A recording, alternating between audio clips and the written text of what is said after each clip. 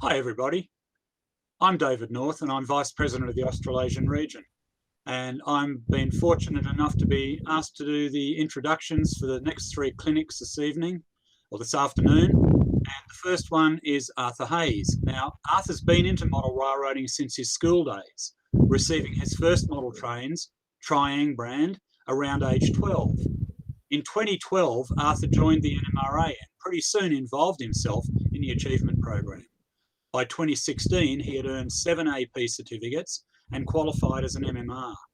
Arthur continues to be involved with Div 1 activities here in Australia and is the current Assistant AP Chair for his division. He still refers to the AP program to improve his modelling skills. The topic of Arthur's clinic this afternoon is operation on a small layout. So without further ado, I'll hand over to you, Arthur. Good. Thank you, David. Thank you, guys, and good afternoon, everybody, and welcome. What I want to run through this afternoon is prototype operations on a small layout. Just to give you a bit of an idea where we are, Queensland, top part of Australia, the network that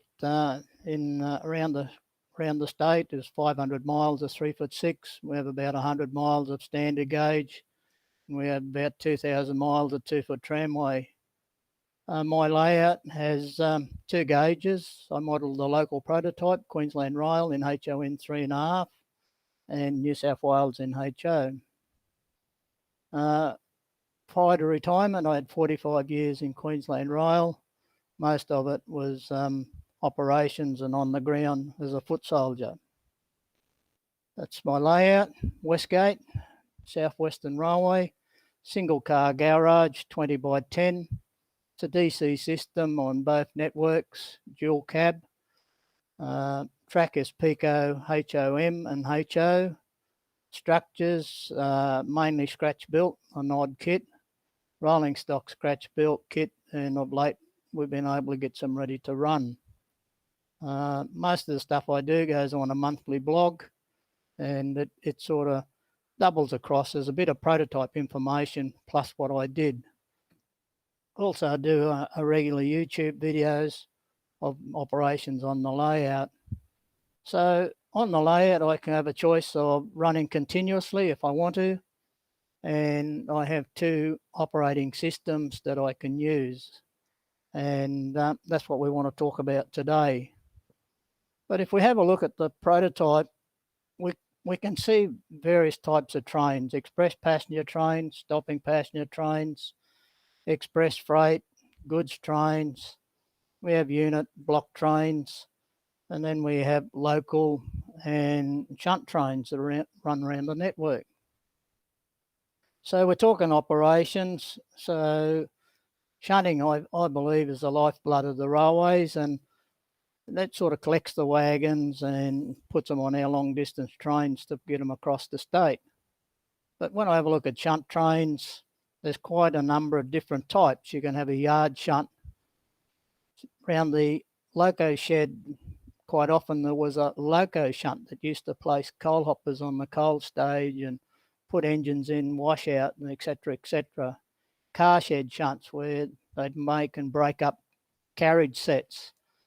Some station yards, there may have been a station shunt where the goods yard was separate to the goods yard. You might have had a station shunt, and then if you're somewhere near the seaside, there's quite often there would have been a harbour shunt that would run backwards and forwards from either the yard, taking wagons out to the harbour. And of course, shunt trains can be around the suburban network, or they can be out on the main line. As a kid, my first layout in some respects was the front fence, and each panel was a wagon, the big gate was a loco, and I'd walk up and down, waving my hands around, jumping on and off, and doing all sorts of funny things. I think if I would have been doing it today as a 10-year-old, I think they would have been putting me on medication. But anyway, that was my first railway. Okay, the layout I have, 10 by 20, is small by some standards. A single track main line with just 2 stations. Something I can do with myself, or maybe have a couple of months, a couple of mates over that we can sort of do some operations. It had to reflect the local prototype. I feel if you model a prototype, what you do in the operations need to reflect it. So it had to be simple. It had to be without heaps of paperwork. I didn't want to spend a day before I wanted to do some operations, sorting wagons out and so on, or sorting paperwork out and make sure it's all in the right place. It was something that I could do if I had a half an hour, depending on what I had. It wasn't going to take all day what I wanted to do. So we look at a little bit of history, and going back a few years, railways were common carriers. And that basically meant that goods and freight had to be carried to all locations, regardless of what size that was, whether it was a small parcel or it might have been a wagon load or several wagon loads. There were many private sidings, stations, and a lot of stations. Most stations had a common area, a goods yard, or a team track, I think they might call it in the US, but there was places where people could load regularly. And then each day there would be a shunt each way, one going out and one going back. So what would happen, this is before we had beautiful things like computers and containers. If I had something to send, I'd ring my local station master, tell him what I got, and we'd order a wagon. We'd give him some basic information of when it might be, what weight, where it was going, what type of loading, and a few things like that. And he'd write it down in the station diary. A day or so before, the station master would look for a suitable wagon. And what he'd take into consideration, the type of the goods, and because the type of the goods would tell him what type of wagon he was looking for. And if you model after the 80s or mid-80s, you've got dangerous goods and there's all sorts of complications and procedures that need to be followed. So you'd have a look at the weight of the consignment, where the destination, where it was going, and the class of the line over which the wagon would travel to get to that destination. On our local network, we have about 4 different classifications of track, starting from 10 tonne, 12.5 tonne, 15 tonne, 20, 25 tonne axle loads. So you had to be on top of that so that your wagon would travel safely to its destination. So the station master would allocate a wagon probably the day before. He'd have a look and see what was around. And as much as possible, he would try and locate a wagon out of the yard. Now, some places had set orders, and if you're out in the bush somewhere, there might have been a standard order for 10 wagons for wool traffic, etc. So that was a standard order, and the agents would come and load it. If there wasn't a suitable wagon on hand, the wagon was ordered, and every day you'll be talking to head office, and a suitable shunt would then convey that wagon to your location. Even in the 80s, we were using an 8 a.m. wagon report to head office, and we were still using the old uniform telegraph code. So, and that's, we'd do a stock take of what was in the yard, and we'd place our orders. So the customer arrives on the set day, he submits a consignment note, and that would detail the load, what weight was on it, who it was going to, and of course the destination. So the station master then would put the charges on the consignment note. They'd work out who was going to pay the freight charges, etc., whether the sending station or the station the other end. All this information would be then entered into an invoice. And that invoice generally was one invoice for each location that you were sending for on the day. So there could have been multiple consignments on that invoice. It was normally put in an envelope and handed to the guard on the train. The station staff would then make out labels and place it on the wagons. The shunters would go outside, they'd have a yard list and they'd make up a train. And from that, the number taker or a porter would do a train wire or a train list, which would tell everybody what was on that train. And of course, when the train left, the wagon heads off to its destination. Wagon labels, there's quite a few different ones were around, and having an understanding of what these labels are will help us in our operations. General goods, when all the factors are known, was just a plain straight label. Where it was going from, who it was going to, the destination, the number, and you put the date and maybe a weight in it. Often some consignments, you might put 2 consignments for 2 different stations on the one wagon.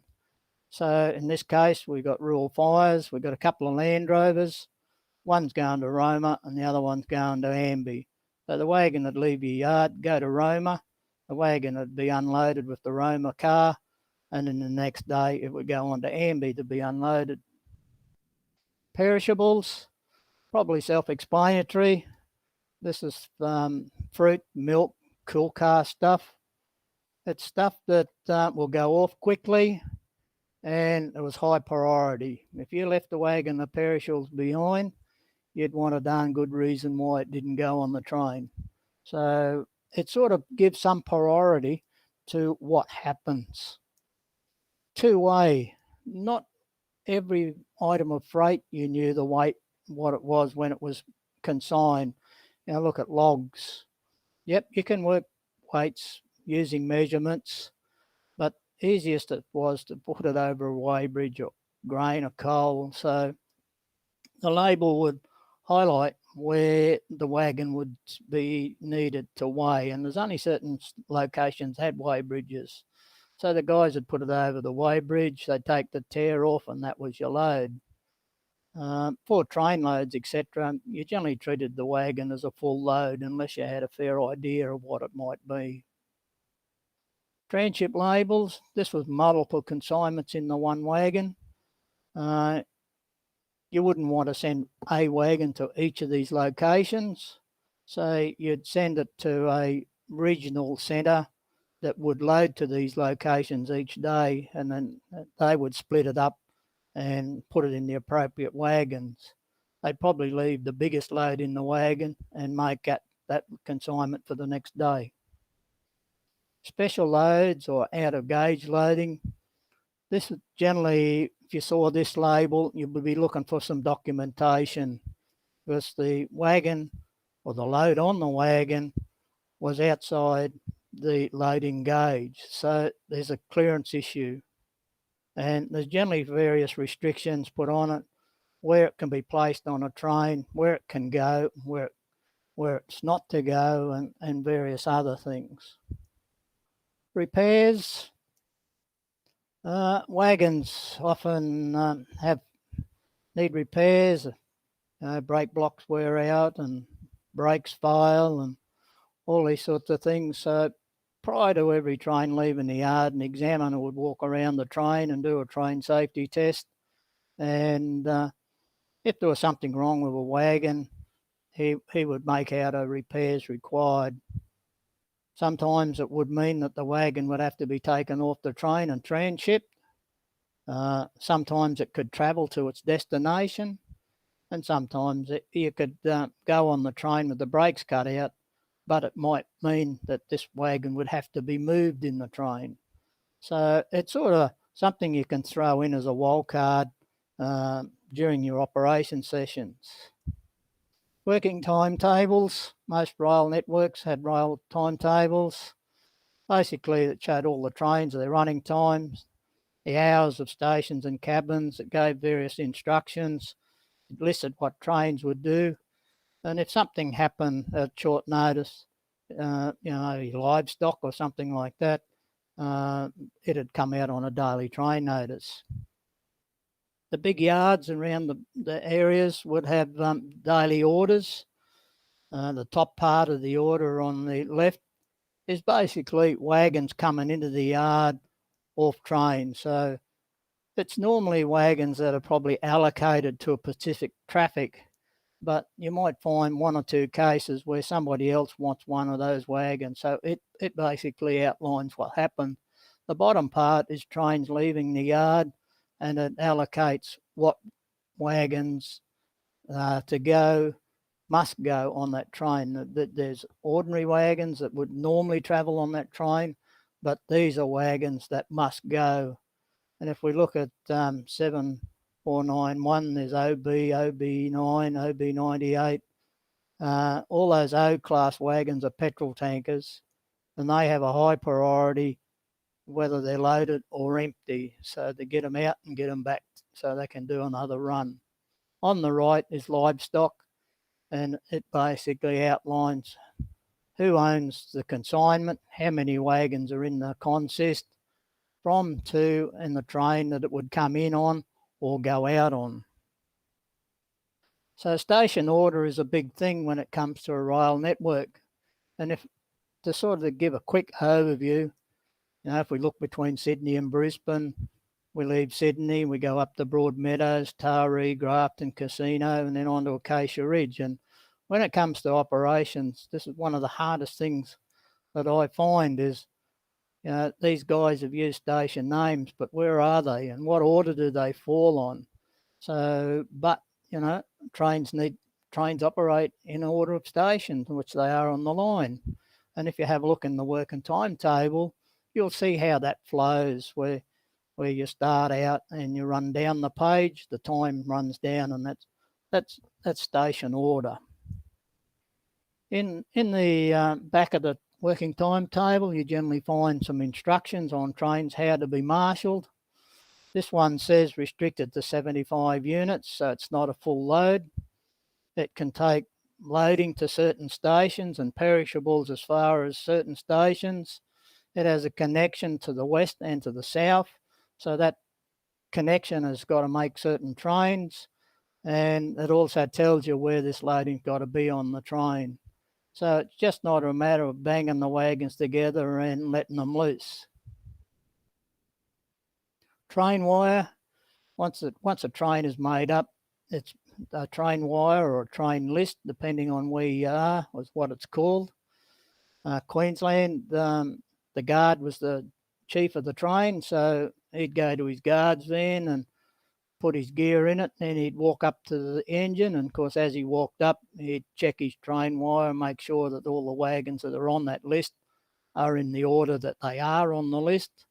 And of course when he got to the driver, he'd tell the driver how much weight, what length of train he had, and anything particular about it. But if I look at New South Wales, the list runs the other way. The top of the page is the right behind the engine. It's the front of the train. So it varies from network to network how a train wire is made up. And as the world progresses, we've got dangerous goods. So there's a list of that on there. So if you get into trouble, you know what's in the wagons behind you. And then there's a profile of the weights on how they are on your train. So there's various types of operations, and when I've been to a few operating sessions, there's a number of different ways in which a modeler can represent what we've been talking about. Waybill system, fast clock might come into play, switch lists, or it might be just instructions, train order, pick up 4, take 4 off, etc., etc. So the way the trains operate on the network, on this little diagram, I've got the alphabet at the top, A to Z. They could be station names on your layout. The letters that are underlined and in bold, they're principal stations along that line. Like that A to Z could be 500 miles. And these are principal stations, and they're stations where you'd probably find a depot, whether it be an engine power change or something like that. So certain trains would operate certain sections of the track, and this little diagram shows that 8 up, it shunts basically from it shunts from H. It runs express to H and then shunts from H onto O and finishes at P, and 10 up goes a bit further, and then you have your little shunt trains underneath that. And of course, this is up direction, then you've got down direction. So you got the same thing coming the other way, very similar. What I do on my instructions, I put a little diagram at the bottom. So I'm using prototypical locations on my layout. They're not there, but in the order of shunting or putting a train together, you need to know, and that's the order in which it runs on the prototype. So I start off with a card, and today we've got train 568, and it's running between 2 locations. It's got a 60-ton diesel, so it's restricted in load, so I'm saying 17 wagons. The train's going to convey wagons from Roma to the west. The train's got to be marshalled with detachers on the lead. In other words, it's got to be in station order. And we've got the little graph down the bottom. So you got the engine, and you'll have Roma, Amby, Mitchell, Morven, Charleville, and then Colomulla. And then I might have an instruction that there's roadside or goods to come from the goods shed. So that's in a certain couple of wagons. And the train must have a guards van that's got a passenger accommodation. And then if I got special loads, there's a restriction that that load must go behind the locomotive regardless of its destination. So we've got the back of the train all sorted out. We've got our guards van and we've got our roadside. When I started this, I just put cards. I just made cards, set size on the computer, and I just had from to, but later on I was able to find a set of wagon labels. And what I've done is made it out the same as the prototype, but numbers on QR wagons are 3 inches, and in HO that's 1 millimetre, and guys don't know classifications. So instead of putting the wagon class and number there, I put a photo of the wagon there so that you can identify that card to that wagon. So then you sort the cards out. You look around the layout, find out where they all are. And I know some places where you might put buttons on the roof, red ones for this and blue ones for that, so that you can sort them out. And generally, as a rule, I make my trains up. You start at the guards van, bump your guards van out, and then build your train to the front. So you cut them all out and put them into blocks, and then you pick the blocks up in order, and that's your train marshalled. That can be a session just on its own, but if you want to have a bit of a run around the layout, you can go for a run around the layout, do 2 or 3 laps, and then you can sort of, the Roma part can come off and it's allocated to a certain road. Go for a few more laps around the layout, next one comes off. It depends how much time you got on the day, what you might like to do. And then after that, when you're finished, another day you might come in, and then you split these wagons up so that they're all over the layout, so no 2 days are the same. System 2 is where I have an A5 card, and it's broken up into 5 sections. I've got a train wire that we were talking about. There's a working timetable. There's the detachers that are going to come off the train. There's also the pickups that you've got to put on the train. It details where the wagons are to go. So it's sort of part 3 and 4 station master type thing. Then there's other instructions that might be pertainable on the day. And this is what the card looks like. So very similar to the train wire timetable. So the train wire part, This is when you start the shift. You've been given the job. You're going to be the driver, or you might be 2-man crew, so there might be a driver and a guard. I have worked with a 3-man crew like they would have done in the day, but basically the top part of the train is going to comes off. So we're going to leave one location, go to the next, and the last bit that's shaded, that's going to stay on the train as if the train was going to another location. Timetable. I run a fast clock. It's a very fast clock. When it comes to shunt trains, it's fairly unreal. You've got to allow stacks of time, more than you would in the prototype. But you don't need a fast clock. I know guys that just use an ordinary clock. And when it comes to shunting, you're still making the same moves as the prototype. So you're not going to save a lot of time. Part 3, well, this is the station master. He knows what's coming on the train, so he basically tells it where these wagons need to go. And once again, you've sort of, at this point in time, we don't have the card, so we don't know. So there's the class, which is the prototype class. But if you don't know the class, there's a load description there that highlights what the load is, and that will give you some idea what wagon you're dealing with. Like most trains, when they come, they drop off some loads, but they also need to pick up loads for the next part of the track down the line. So once again, it's more or less station master's instructions of what needs to go on that train. You can add more to it in stipulating where it must go on the train.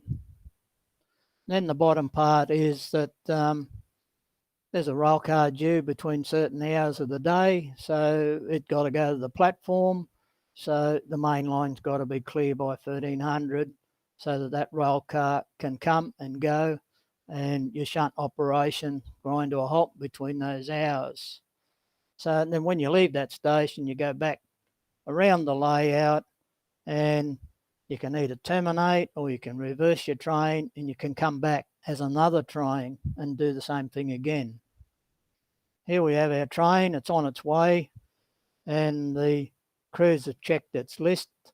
They know by checking the list what wagon's which. They know what wagons have got to come off, and they can sort of identify where they're going. So they leave station A, then they're going to go to station B. And this is station B. Very simple setup, a main line, a crossing loop. There's one siding off the main line that runs back into the station with a short dead end. There's a goods shed, then we have a sawmill, so there's 3 activities on that line. And on the line that runs off the loop, we've got a side loading bank, and we've got a grain terminal. And you can do sorts of things to make it hard as well. Like these 2 wagons are sitting in the short dead end, but that number 4 crossover, you can't come through it because the wagons are foul. So you must run up to 3 and do something about it. So these are the sorts of things that you can add into it. And it's stuff that happened in real life. Here we got the rail motor coming, and the shunt train's in the loop. But, complicated a bit more. Not every wagon in the yard is going to go on your train. You have holdback wagons. So we've got this sawmill. The wagon of timber has come off the train. It's got to be placed on the blocks, but I've got a wagon of logs that haven't been unloaded. So you've got to pull them out, put it in, and put the logs back so that they can be loaded the next day. These are sorts of things you can change and alter the whole process. Level crossings. I don't think any of us like sitting at a level crossing, staring at a wagon just sitting there. So once again, it's something you can write in the instructions. The level crossing must be cleared at all times. So it restricts your operations. Once again, you pass over it, or in some places you might choose to put a gap there where you can run the cars through while you go and do something else. It's your call. Weighbridge, we talked about weighbridge labels, but weighbridges don't have to be big things on your layout. This one here is pretty simple, and it doesn't need much space on the layout to put a weighbridge in. And once again, you could list that certain wagons must go over the weighbridge. Often when it comes to shunting, think outside the box. Don't, just because your train's heading one way and the engine's on the front of the train, doesn't mean to say it's got to stay that way. No, this train's got to pick up those grain hoppers. They're four-wheelers. They've got to go towards the rear of the train. So it's quite simple just to run around, pick up the back part of your train and put them in. And if you're in a layout and you're dealing with four-wheel wagons, you probably know what I'm talking about. They don't shunt all that well. That's probably a quick way of doing it. So think out of the box. There's two ways of shunting. Use your brain or use your feet. And I'll tell you which one gives you the most time in the meal room. So the way we make up the cards, you can have one train on the front, a second train on the back. You can have another card with two more trains on it. You run out of one station, which you might call A, to B, and then you run back into the other end of A, you reverse your train, you come back, you do the same thing, and then you can come back. And generally as a rule, I work it out once I've done the four trains, the whole layout is reset. So I can start with number one again if I want to. So this is what we're talking about. We come out of station A, which is the southern end of the layout of Westgate. We go around to B, Wyandra. We do what we got to do, and then the train continues on. When we get there, we reverse the train, we come back, and so on. But you don't have to go around all the time. You can come out, and the train can terminate, and then it goes back. So in those situations, what you have on the train for B will be everything for B, and so on. So you can alter it and change it around. And this is what we sort of do. Here's the two cards. You got 568 and 569, just as they do on the prototype. You know, generally as a rule, trains leave the capital cities in the late afternoons. They run up to their destinations. They shunt all the way, and by the morning they're at their destination. All the stations on that section of track have had their wagons placed and they're ready for unloading that day. But once the day is over, the train comes back in the reverse direction. So it picks up loadings and brings it back to the capital city or your principal location of loading. When we build our layouts, sidings are nice to have, and it's always good to say that certain things have got to be placed at the sawmill and so on, but you know, room is at a premium on a layout, and you don't generally get the number of sidings you'd like to have on a siding. But you don't need sidings to have activity. If you ever looked at one of the earlier shots there where I talk about operations and we're putting things in station order, most of the wagons were loaded, and I found an error in my ways, and I said, well, you know, when you really look at it, you got to have empty wagons on your network, and they can provide just as much operations as a loaded wagon. You know, I know at one stage I was looking for wagons that you didn't know whether they were loaded or empty, like box cars or grain hoppers or fuel tankers. Doesn't matter which way they go, you don't know whether they're loaded or empty. But, you know, when you've got an open wagon like this, you know whether it's empty or whether it's loaded. And having a common siding in the orders or on your train wire, you can have an empty train that's going out to fill an order. So, you know, as I've done here, I just put a truck full of wool there. So that's what the wagon's for. It's got to be placed on the ramp to load wool. Next operation session, that truck's gone. the wagon is still empty. It hasn't got its load of wool. It's still empty, but it's required somewhere else in the yard to be loaded. So your operations, you move that wagon from there to the other side of the yard.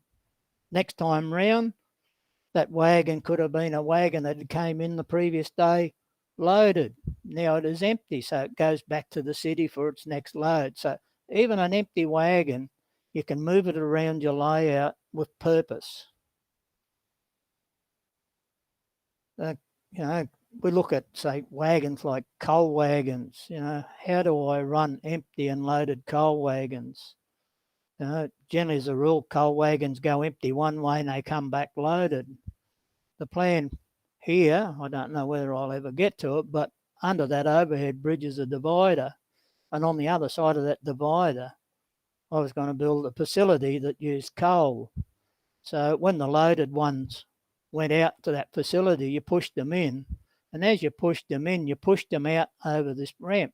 And same with the empties. When you came back with a trainload of empties, you pushed it into the ramp, you pushed it out through the facility, the wagons have been unloaded and they come back. So you can run coal wagons in that way if you wanted to do. Yes, as part of my layout is to justify having the two gauges. I've got a tranship area. So wagons can be placed by both networks adjacent to each other so they can be transshipped by crane. This is another instance of where you don't need a siding.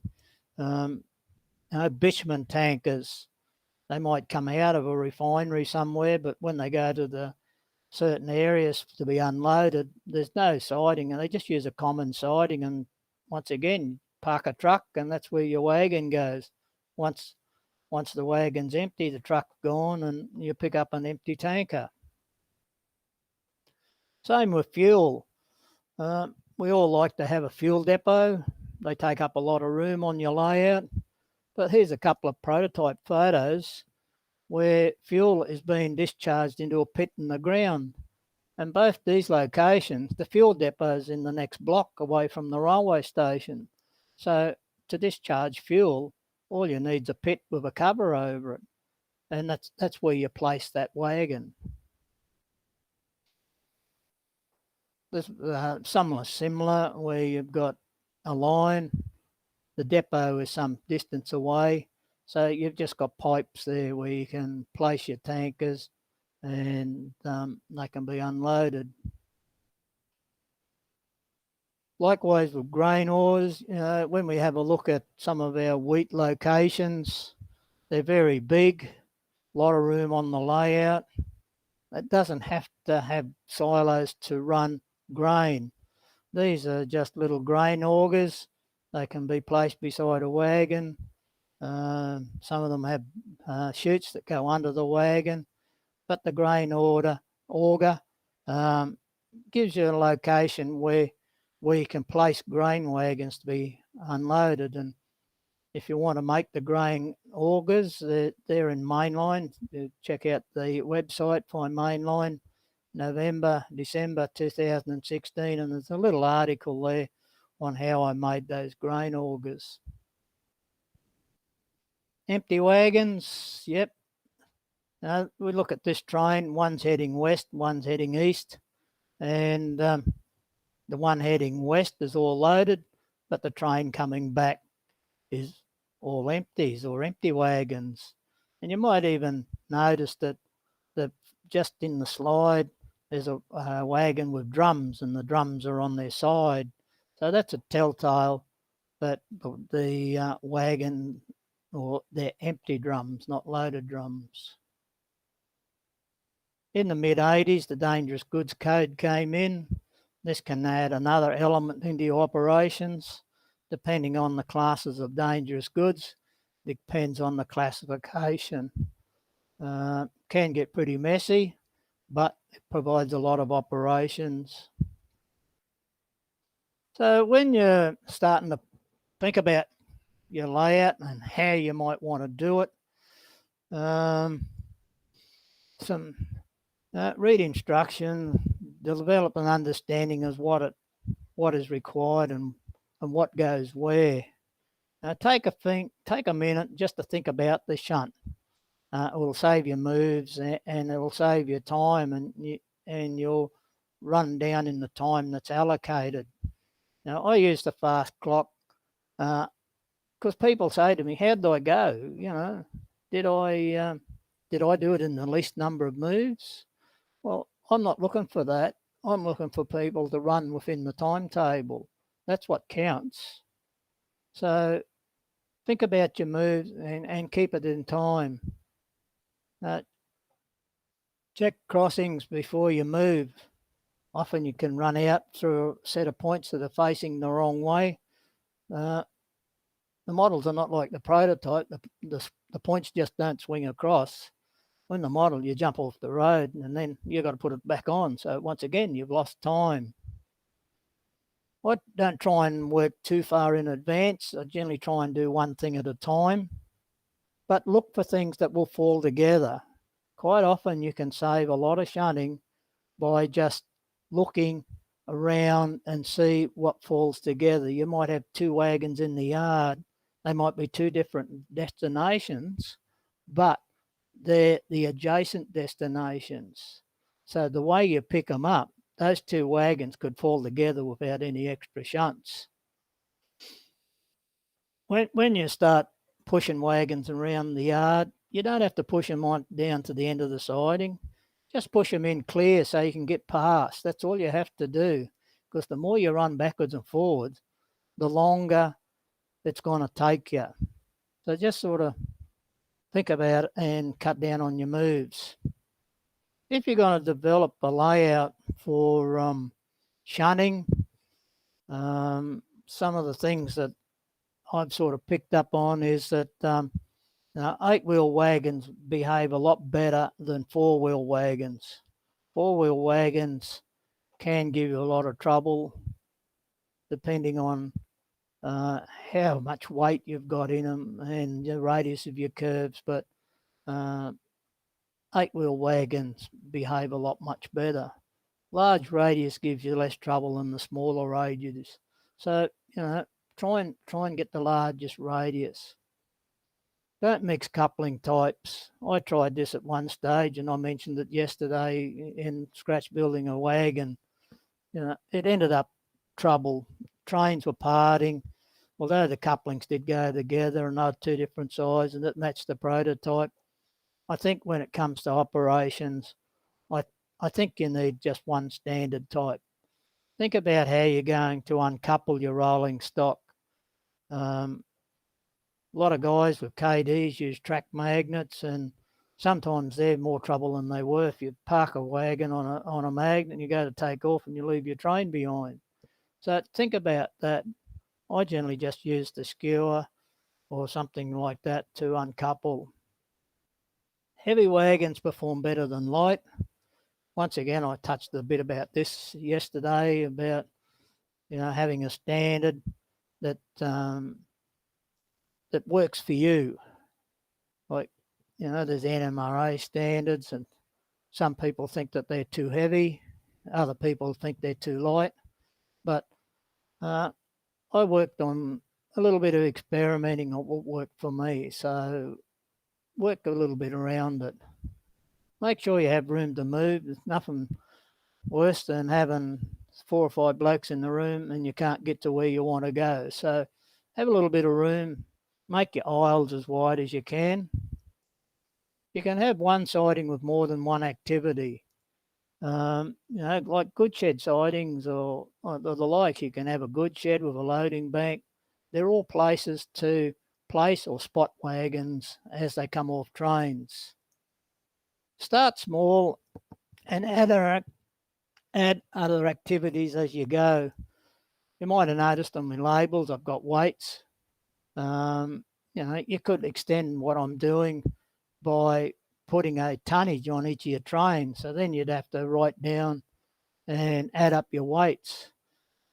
I don't know if I'll ever go that far, but I think I'm happy just moving wagons around. All track needs to be in comfortable reach. I don't do a lot of operations on the standard gauge because it's the back it's in reach, but you've got to reach over everything. So most of my operations is on the narrow gauge at the front.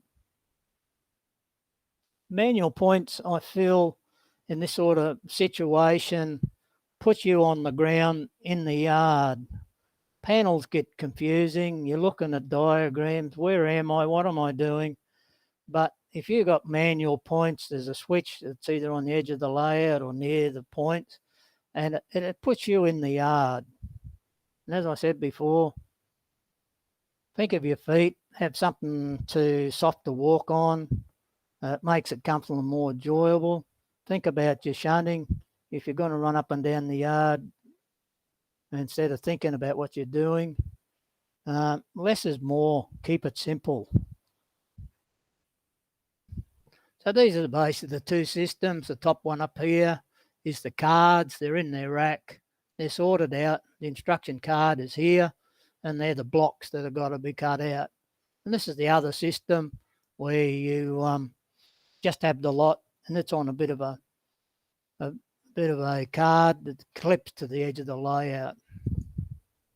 So more information, that's my blog site, our YouTube channel.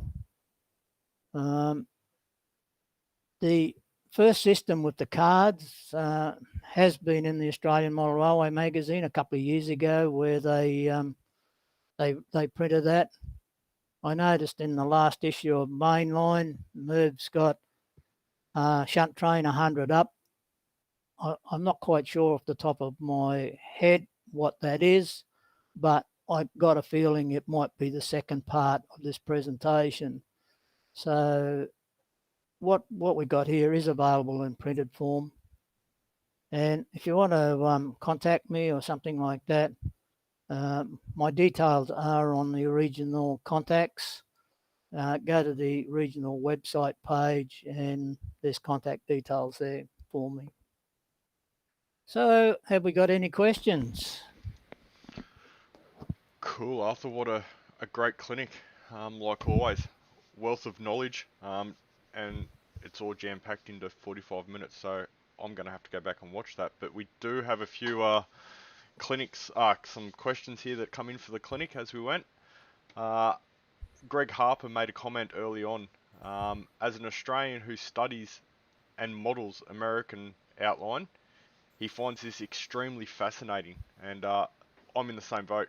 I'm not an Australian modeler, but all this sort of detail of operations and that, you can see how you can use little bits and pieces for your own modeling. And we'll keep going through the list of questions that came through here. Al asks, Arthur, how do you work out an allocation for time over distance on your smaller layout? Yeah, I don't sort of, I just sort of do a test run on what it takes for me to go from A to B, and I allocate that on the clock. It's sort of, I know all trains, depending on the type of train, on how much time. You know, some trains, express freights get less time in a section than the slower trains. I don't sort of go that way. I just sort of interested in going from A to B, do what I've got to do at B, and then continue on. So I just sort of do a test run. I might add a minute or two because on the fast clock, time goes pretty fast. It's fast clock sometimes can be unprototypical, really, when it comes to shunt trains. Yep, understand. I see Darren Lee says, well presented in clear, concise photos, detail and flowcharts, very informative and inspirational ideas. So I agree with that. I'm just going to quickly jump over onto Facebook and see what the chat says there. Okay, I'm not going to dob this guy in, but there's a question here in the chat. Would you let Sheldon shunt on your layout? Oh, he's been here. He hasn't been quick to put his hand up. I've actually been to an operation session, and I don't know if I'd allow it, to tell you the truth. Some cars left behind. Everyone's got to learn somewhere, I guess. Yeah, well, I've been train controller or yard master with an operating session with Sheldon out on the track. So, yes, I understand.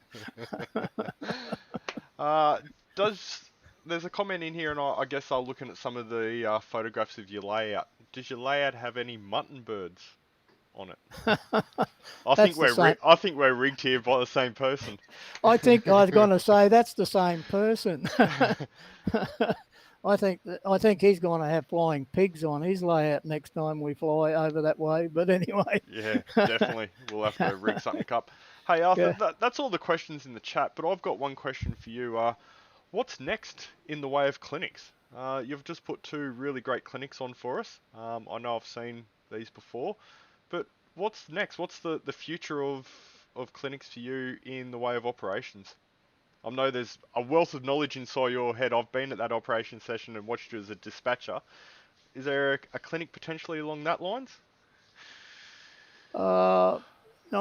No, when it comes to, say, operations, I think each have their own ideas, and we can bog ourselves down, and I feel we can go too far.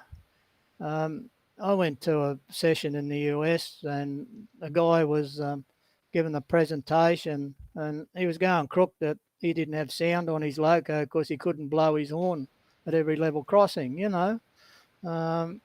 I don't know if that's what I'm on about. I want to operate my layout. I want to do it in a prototypical fashion. But having been in QR for 45 years, I know what goes on behind the scenes, and I don't know if I really want to replicate that in a model. Dispatching, I think everybody's there to enjoy themselves, and Craig's there watching, obviously, with those questions. And, Craig runs about 100 trains in a 24-hour slot, and that's a lot of trains on a fast clock for 24 hours. And the guys are there to enjoy themselves, to run trains. And I feel as a dispatcher, I need to keep them going, and so that they can get to where they want to go and enjoy what they're doing. As soon as you sit them around, as soon as you sit a train around and they got to wait time for something, they start chatting to each other. Next minute they're over to the fridge, and it comes departure time and they're not there. So the timetable goes out the door. And, so I just try and keep it flowing. And I think Marty did the presentation on one of the X's before of me doing dispatching, but to me it's only a small part of the hobby. I enjoy building rolling stock and operating it and putting it into some sort of session. And the more rolling stock you got, the bigger variety you have. Yeah. And you can swap it around. And even with a simple layout that I've got, in there I mentioned that train that went to Toowoomba, that 6678, that went to Toowoomba and went south and west. Mm-hmm. I worked at the station that sent that train out every night, and for about 6 years I put that train together. And over that period, I don't think 2 trains ever went out the same, but they were marshalled in that order. Yeah, okay. So it just sort of gives you an indication that you can have orders, you have instructions, and you can still have a lot of fun because every train can be different. Okay.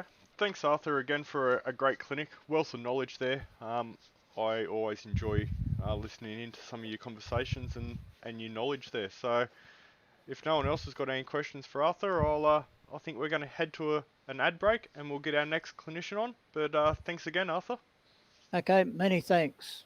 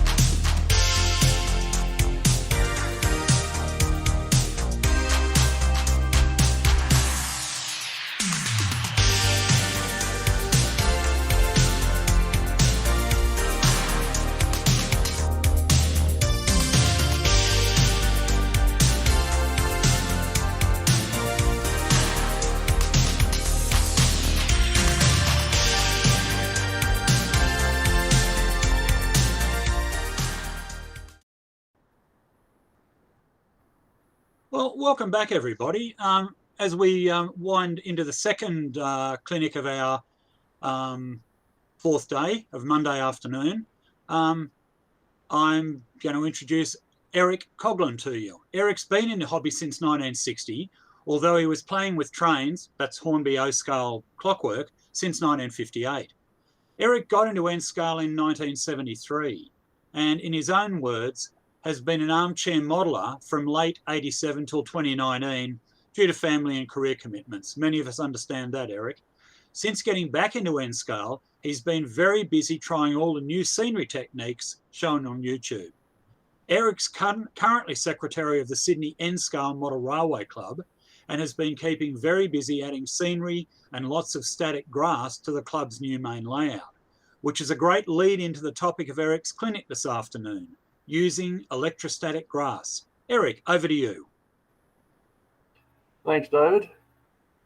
And not really much for me to say at the present moment, but Brad, if you could just run the video, we'll get into the clinic.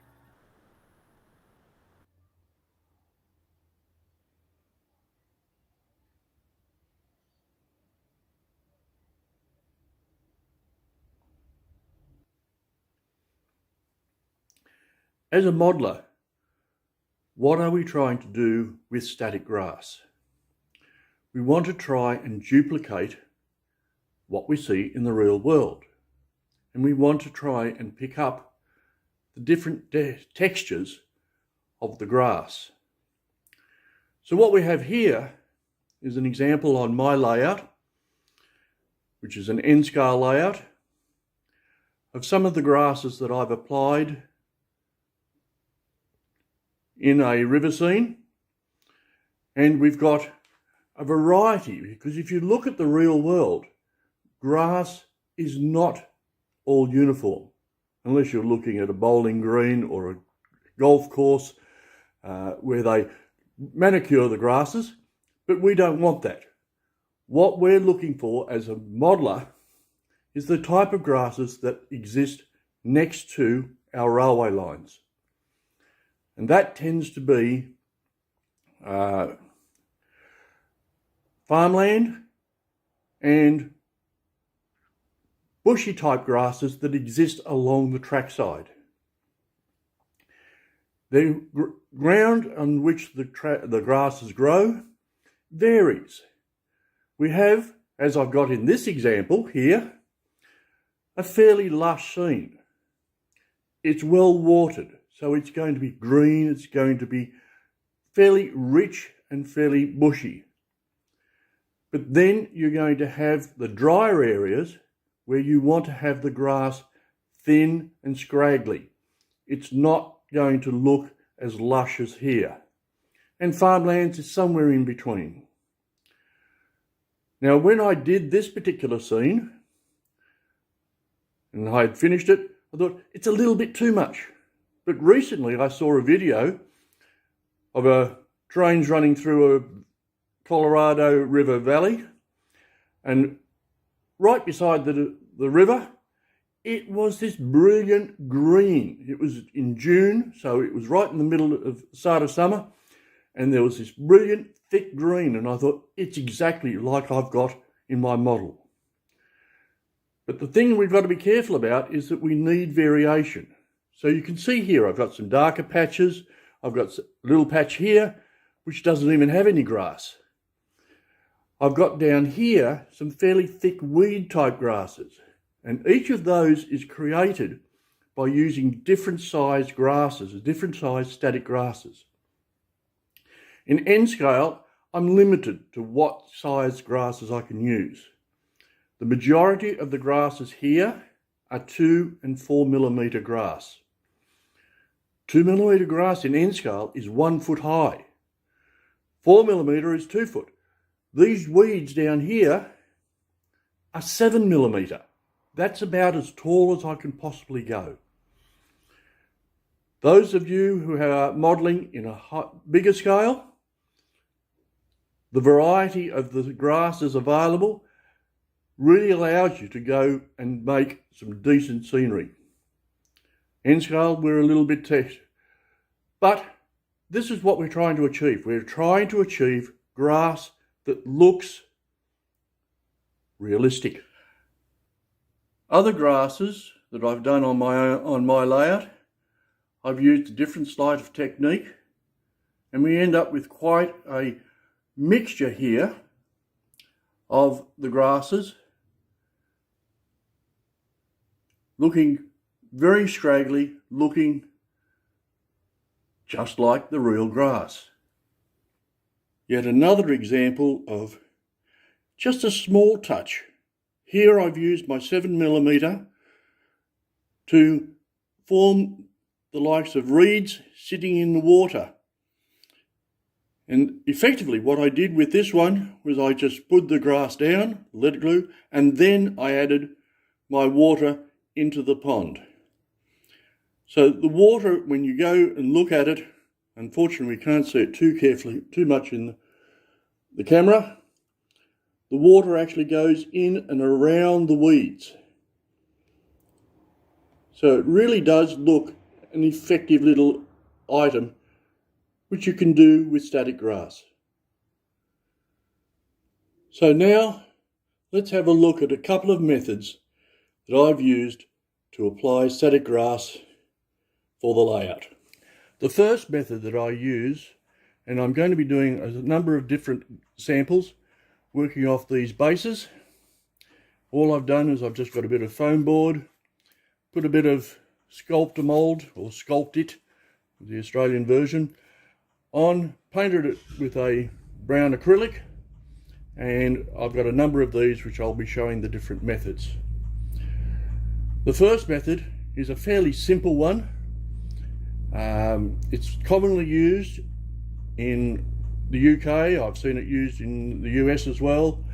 And it is basically applying a number of different colours in patches. My standard glue that I use is Mod Podge. I find this is probably the best glue to have around as far as applying static grass, or in fact any grass.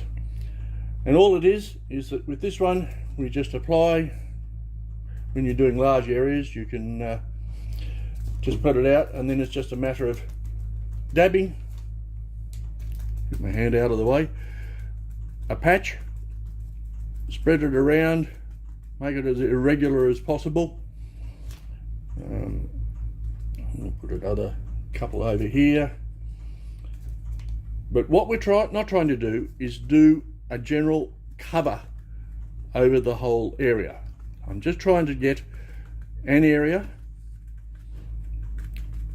over a number of different spots. We'll put another bit over here. And this is going to hold our first base colour that we're going to use.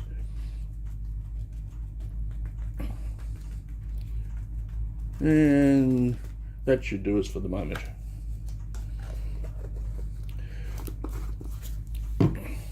So then we take our static grass applicator. This is the one that I use, the Pico static grass. It's a what's called a micro applicator, and it's just a matter of loading up the hopper. And the grass that I'm initially going to use, if we can get the shine off that one, is a Pico static grass. It's a 2mm, and it's called winter grass. And part of the reason why I like this particular grass is that there is a variance in the colours. In some degree they've pre-mixed this grass. The only problem I have with it is that it tends to clump up a bit when it's in the container. I regularly, with all my static grass, is that I take it out of the packets, because it's always difficult to apply, and put them into little containers like this. Part of the reason is it's a lot easier then to restore, because static grass goes everywhere. So we just have to put in a bit. Despite the size of this container, I find 1/3 full is the maximum you need to want to put in. because anything more than that, it tends to restrict the amount that comes out. And with the static grass applicator, it's just a matter of, we've got the negative, put it down into glue, turn the power on, and apply the grass.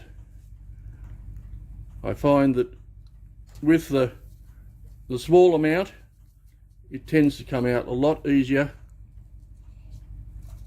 and it's as simple as that to add. I mean, static grass is easy to add. I normally leave that for about 5 minutes, and we'll come back to that in just a minute. Okay, we've left this to dry for about 10 minutes, and because it's just a little diorama, I could just easily just turn it upside down and tap out the surplus. But I have a tendency to want to do one other thing which I find helps with the grass, and that is apply a vacuum. And I've got a little portable vacuum cleaner which I've put a pair of tights over, courtesy of my daughter.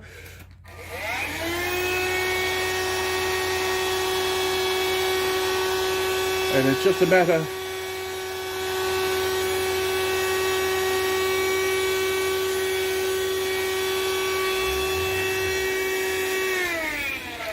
and what it does in the tights is that it captures it all on there, and I can then apply that back into the bowl.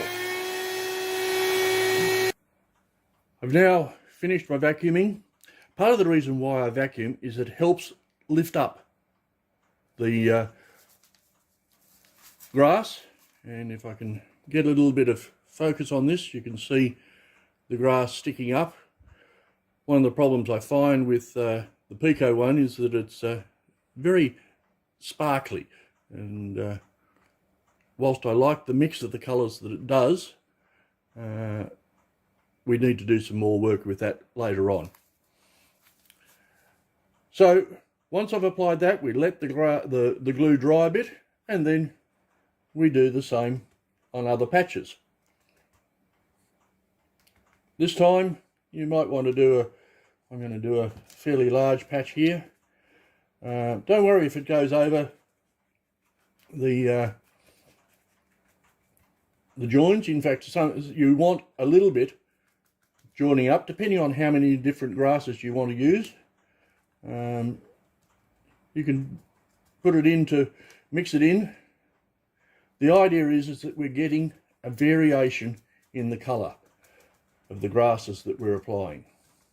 So we're starting to look at not just a general carpet, but a mixture of grasses. You look at the real world and there are a mixture of grasses, never the same colour. So that should do us. And I'm going to apply my second set of grasses. And this one I'm using Woodland Scenics 2mm medium green. So again, having loaded up my applicator, turn the power on, put the ground in, and sprinkle away. You note that I'm running my grass fairly close to the area because it gets the best one. You can see, actually see it sticking out there if you possibly don't. And again, it's just a matter of leave it for a minute or two and then out with my vacuum to vacuum it up. Okay, so after we've applied the second one, we now have, if I bring it up closer, you can see the green that I've put through, completely different colour, and certainly under the camera and the light from the camera, it appears a lot brighter than it is in actual fact. We now need to leave this to dry. So I find, even using Mod Podge, you need to leave it for about 24 hours to dry. So we'll come back to this one. For you, it's just going to be a couple of seconds, but we'll come back to this and we'll look at that for the next stage of the exercise. Right, we've now allowed this to dry, and I've put a tape down the middle here because I'm going to do two slightly different bits as the next layer that we're going to apply. To apply it, I'm using a product called layering spray, and this basically allows you to add additional static grass on top of the existing grass. So I'm just going to give this a spray, and the newspaper is there to protect my work surface from an overspray.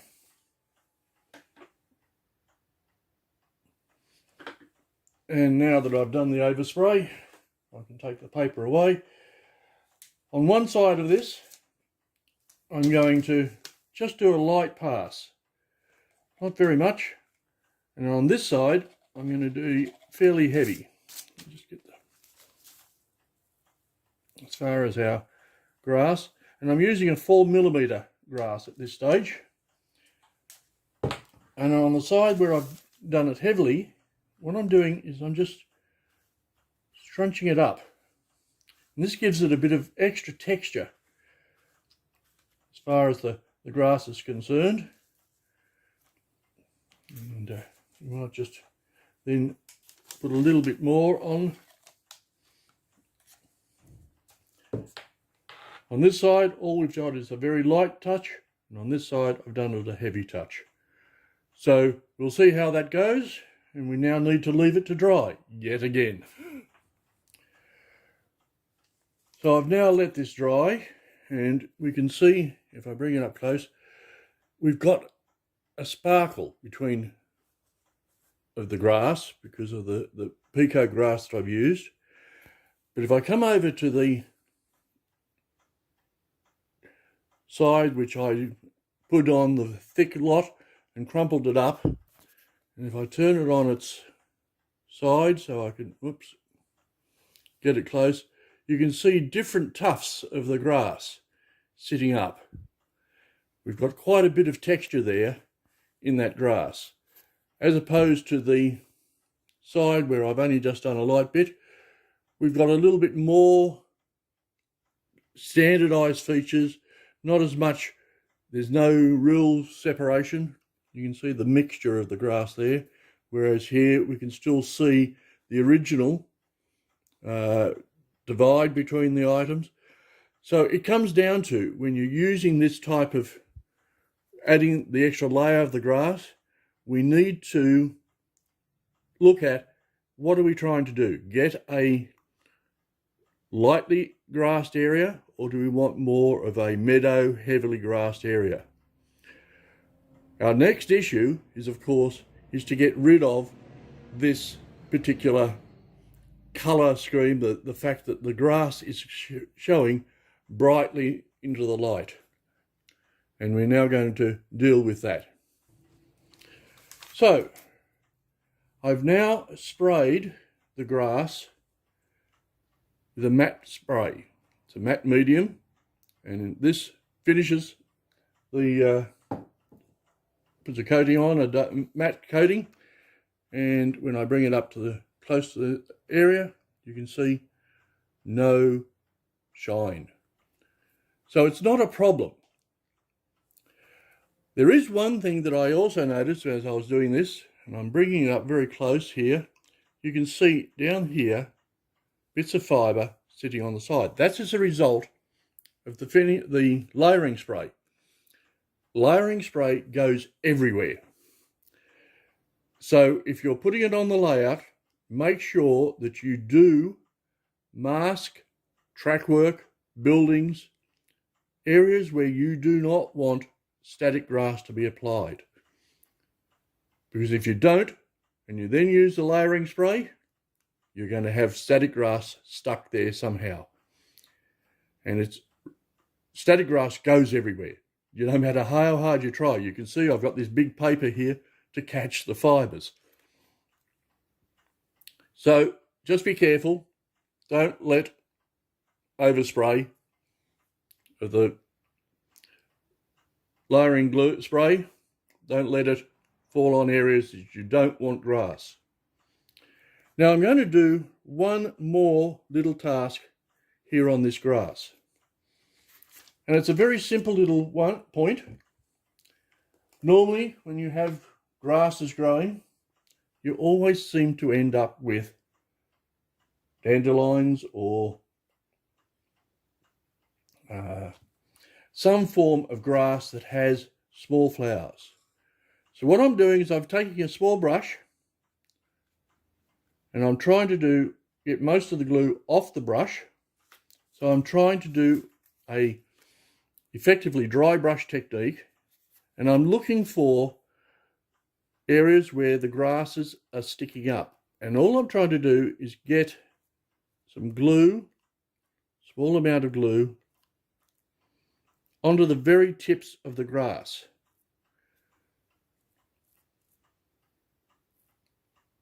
It's a little bit fiddly, this one.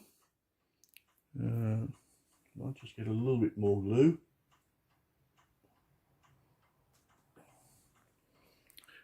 So all I'm doing is putting in tiny bits of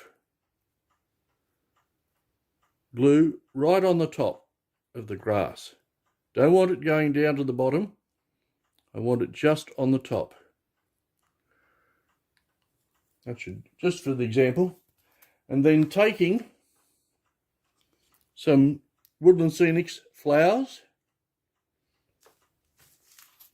It's just a matter of sprinkling the flowers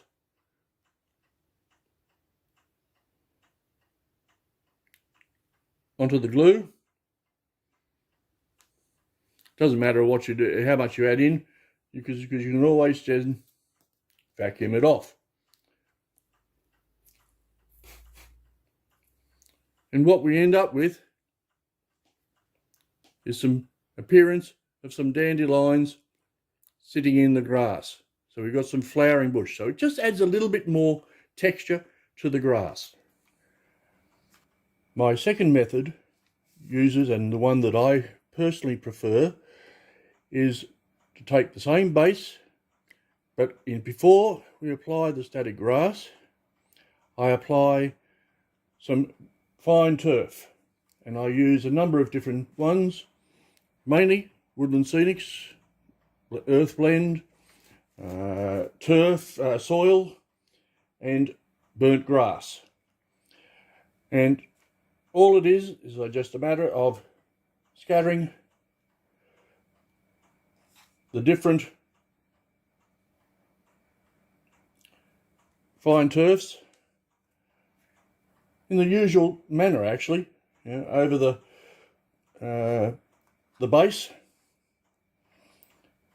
so that we get a coverage, but not a neat coverage, of the different grasses. I had very little of the burnt grass, because that's the green, and we're going to get a lot of that green from the actual static grass. I then use a mixture, my favourite product, Mod Podge, mixed with water into a pipette, and I give the base a spray with a water alcohol mix to wet it down, and then just liberally apply the glue to hold my base cover down.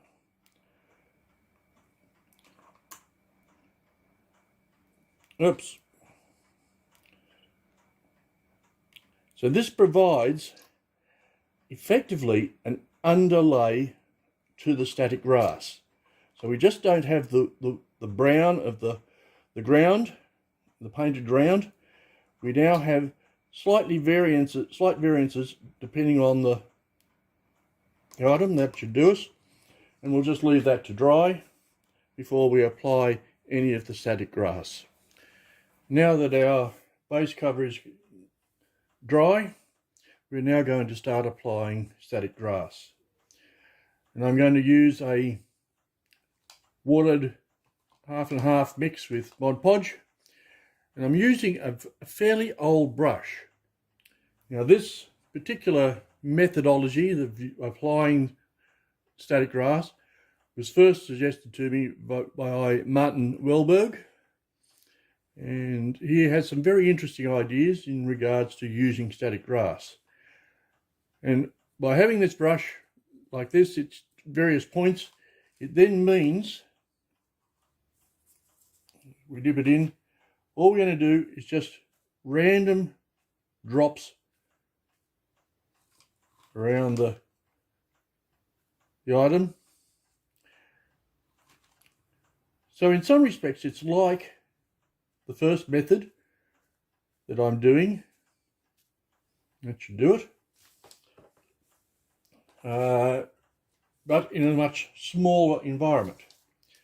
So I'm now going to apply a mixture of a light green and straw over the grass.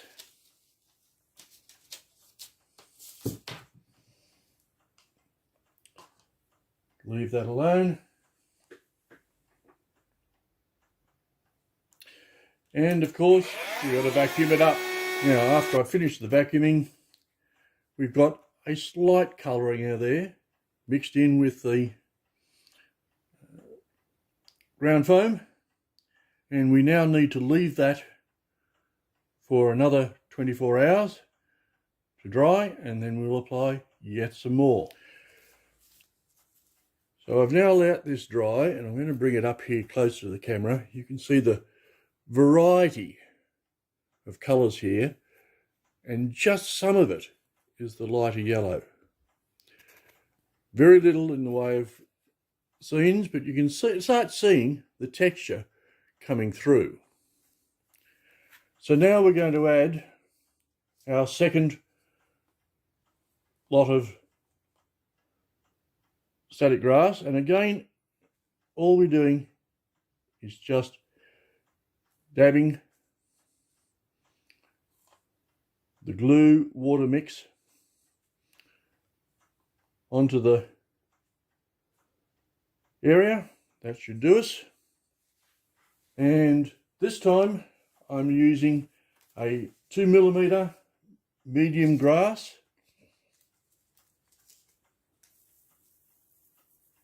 and we wave it over the top. Doesn't need to be a heavy layer, just needs to be a coverage.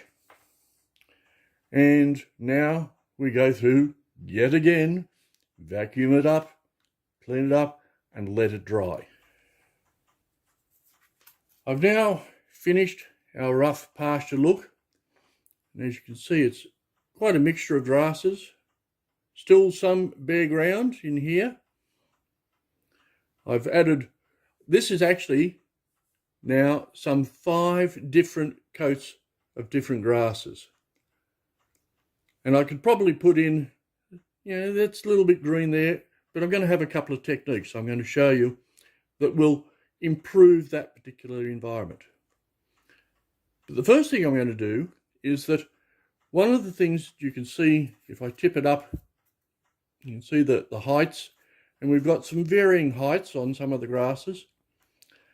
But a lot of grasses I've noted, as we've gone, you go out around trackside, there are quite often tall spikes of grasses sitting up.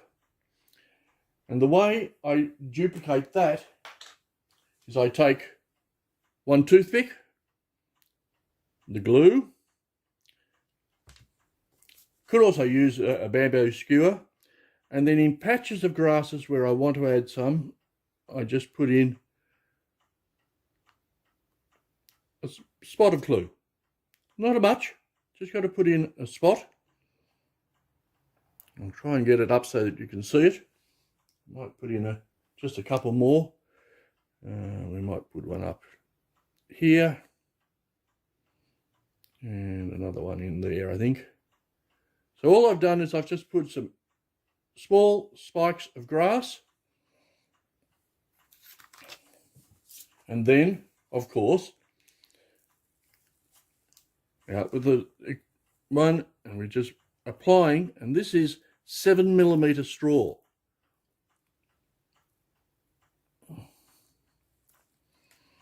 and it doesn't look very good at the present moment, but I'll vacuum that up and then I'll show you the results. So I've applied it, I've vacuumed up most of the grasses. I've still got a couple of pieces floating around here, but if I come up close to the tufts, you can see the grasses there, and if I tip it, you can see the edges.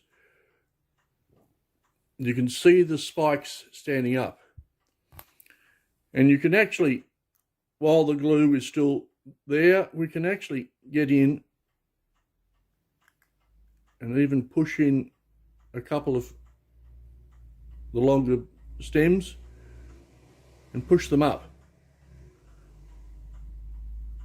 so that we get the grass standing up, which is what we're looking for. Now, you probably can't see very well on the camera, but what I'm doing is I've just still standing up a couple of the spikes.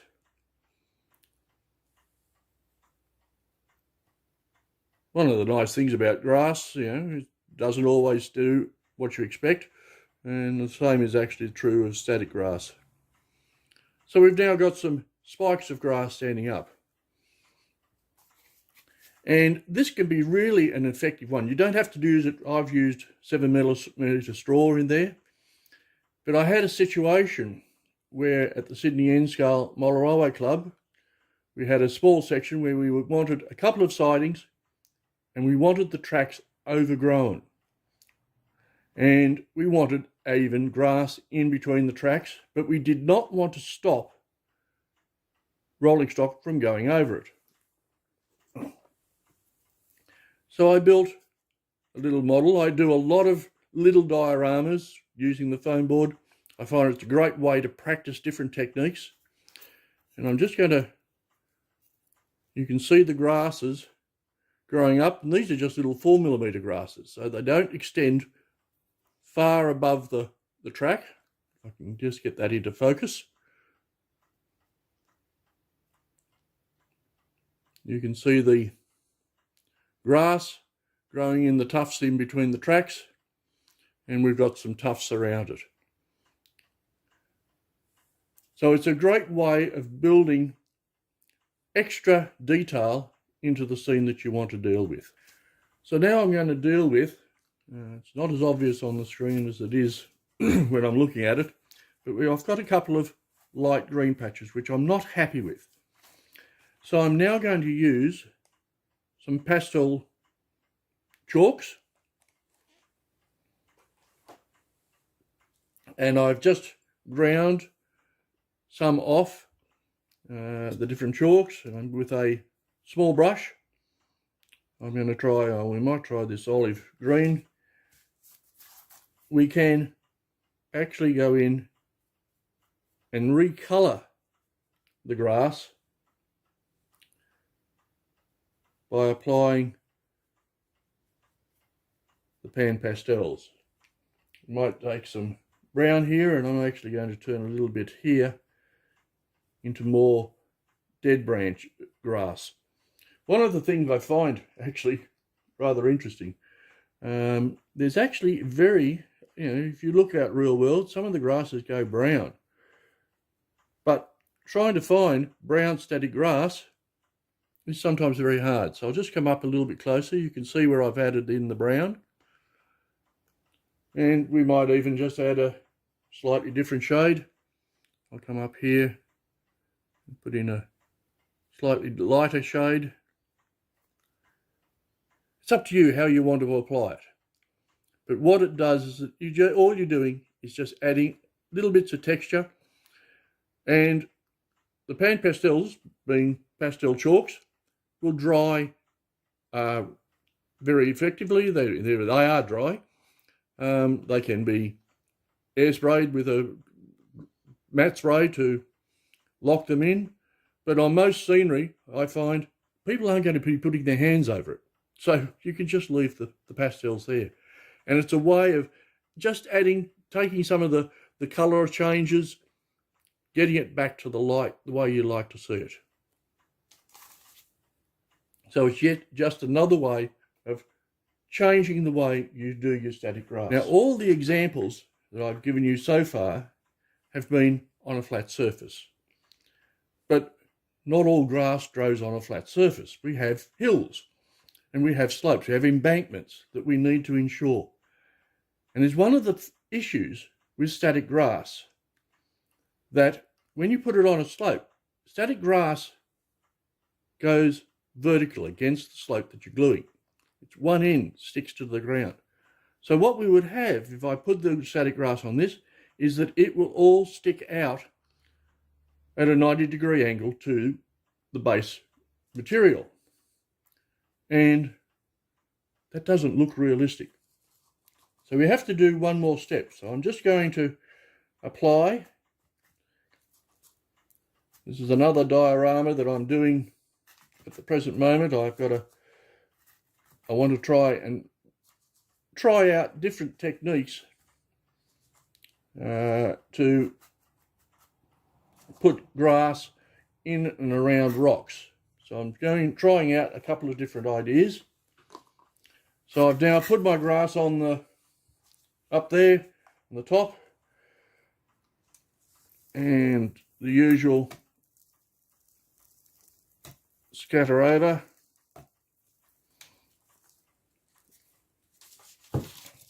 And I'm going to cheat this time.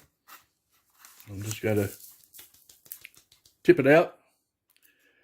And if I bring it up and we put it on the edge there, you might be able to see that the grass is standing. I might come around here. The grass is standing up at an angle, but that's not what we want. Grass grows vertically. So to get the grass to grow vertically, what we need to do is take just a simple piece of plastic and just starting at the bottom, we comb the grass up. So what we're doing is we're just changing the shape of the grass. It only takes very light combing. And now I'm going to bring it up here. It actually looks better now. And if I can judge it right, you can see that the grass is not, I'll come back to the area that I had standing up. It's not standing vertically anymore. It's now pointing upwards, up onto the hillside.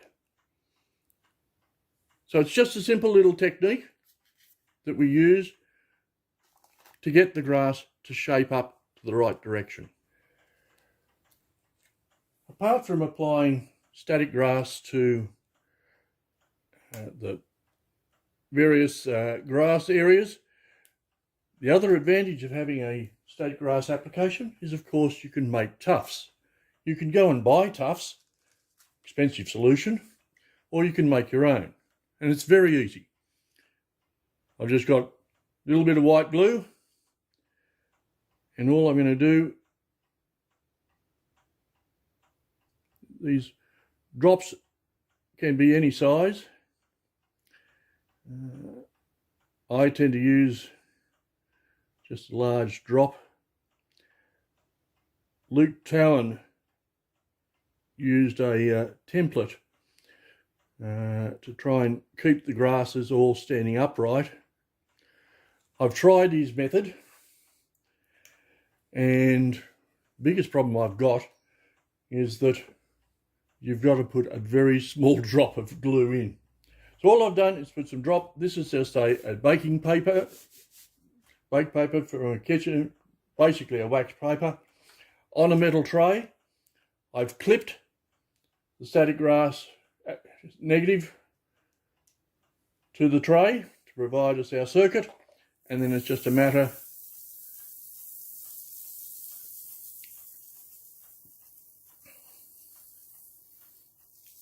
of applying our grasses, a mixture of 2mm, 4mm and 7mm, and we'll just give that a vacuum to try and get the grasses standing up. And now I've taken off the grass. I'll bring it up as close as I can to the camera, and you can see the tufts sticking out, but we now need to leave that to dry. and then we can apply it to our layout as various tufts of grass. Surprising how well they come out. And after this one, I'll show you how I've used some of these tufts on the Sydney N-Scale Model Railway Club's layout.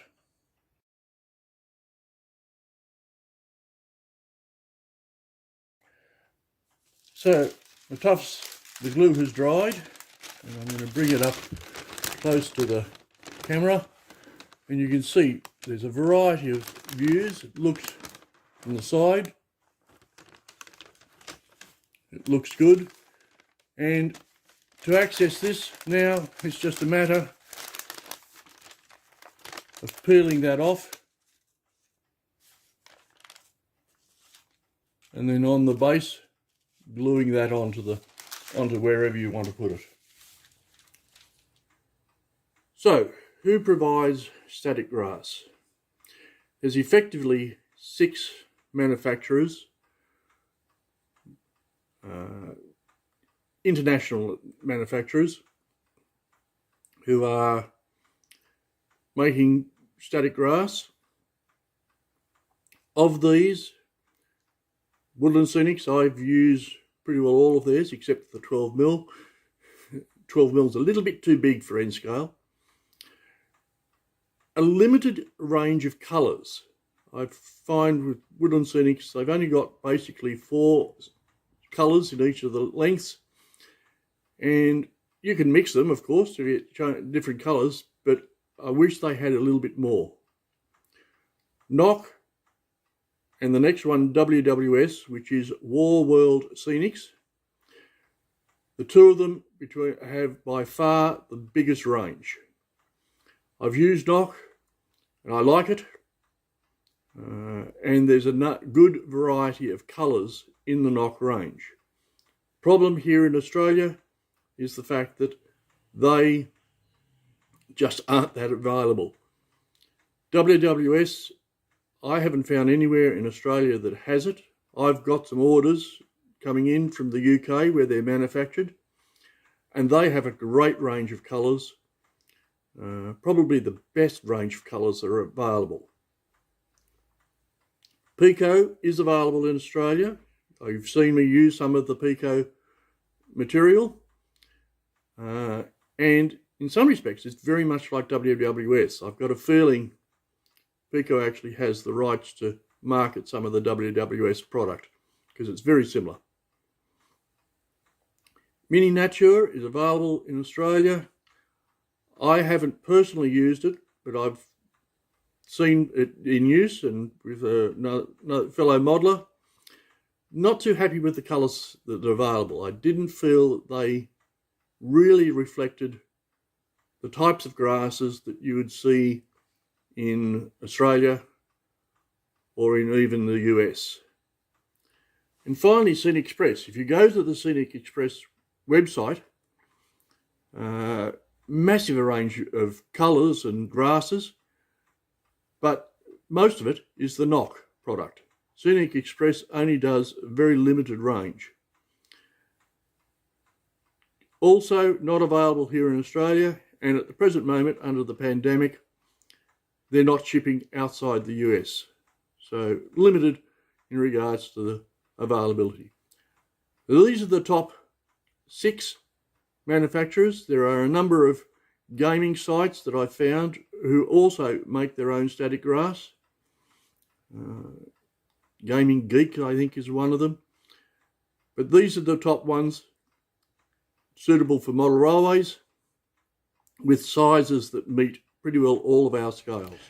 So, just before I finish up, what we've now got is effectively 3 types of grass. There is the grass which I've done with the patchwork, with the brush, doing little bits here and there. This is grass which I consider to be patchy grass. It's there, typical of what you get beside the tracks. It's areas where there is not as much watered ground or it's hard ground. So your grass is not always into the actual, is not a carpet of it. So I find that the best way to provide that sort of surface. In the middle here, we have the grass where I put down the couple of layers, and I just did a light movement of the higher ones. I didn't have it quite patched properly, but what we've got here is that we've got grass that is typical farmland where it's actually been grazed. It could be wild grass where it's well watered. And then finally, we've got the grass which has been thickly put on, it's been scrunched up to get different mounds, and that's meadows. It's the type of grass that you get, again, farmland, where the farmer has basically let the grass grow. He hasn't put any cattle in there or sheep, anything to graze to reduce the grass. It's just letting it grow, the ground lying fallow, and therefore we get lots and lots of clumps of grass. So there's different methods to give you the different outlook. And it's just a matter of deciding which one do you want to use. It's a situation where it's up to you. 50 years ago, when we were doing scenery work, we used dyed sawdust to represent our grass. Then along came the likes of Woodland Scenics and its other people who provide us with ground foam, fine turf, coarse turf, and suddenly we were able to better represent grasses. Static grass is now just the extension. It's the next step. So when you're using static grass, you are basically doing exactly the same as you did with your fine turf, your coarse turf, except now we're doing it with a material that enables us to have a more realistic look as far as the scenery is concerned. I actually saw just recently a video of a modeler in Sweden who was using 2mm grass to represent, and he was just putting tiny little beads of glue down on the surface to represent cracks in the concrete and the grass growing up through the cracks. Now in N scale, 2mm is just a little bit too big for that sort of representation. I would have used fine turf. But I've just recently ordered some 1mm grass from WWS, War World Scenics, and on getting that, I'm going to be out doing some experimentation, and I'm certainly going to be adding some grass to cracks in the concretes that I've got on my layout, because I think the 1mm will represent that sort of grass. It's just a matter of what you are looking at in real life.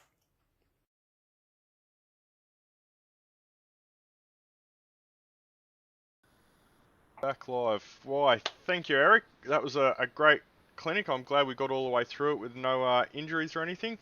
So, David's back here. Do you have any questions for Eric, David? Yeah, I certainly do, Eric. I loved your clinic, mate. Thought it was outstanding. Couple of questions. The first one is, have you zapped yourself with the electrostatic unit yet? No, I haven't. I've managed to avoid it. So, but you've just got to be careful. You don't touch that when the power's on. Right.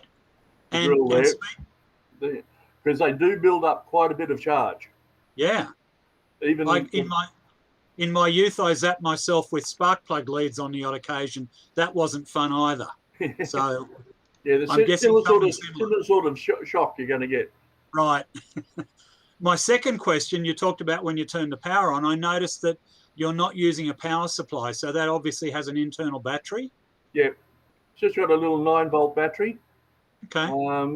And I mean, I've had this unit now for over a year, and I'm still running on the original 9-volt battery I put into it. I put a lithium battery, 9-volt battery in it. Okay. And the lithium batteries keep the charge pretty high, and I'm surprised how long it's lasted. Thanks, Eric. They're my questions, Brad. Thank you. Okay, no problems, David. Eric, I'll see over in the chat. There was a question. You've demonstrated 2 and 4 mil grass. What do you believe would suit O scale the best? Certainly 4 mil is sort of the minimum for O gauge. Then you've got to go to the 7 mil and even the 12 mil to get some decent grasses. The problem with 7 mil, I use 7 mil in some of my work, is that the charge coming out of the applicator is not strong enough for the 7 mil to stand up properly. And in my testing that I've done, I find using the 7 mil and a little bit of 4 mil works.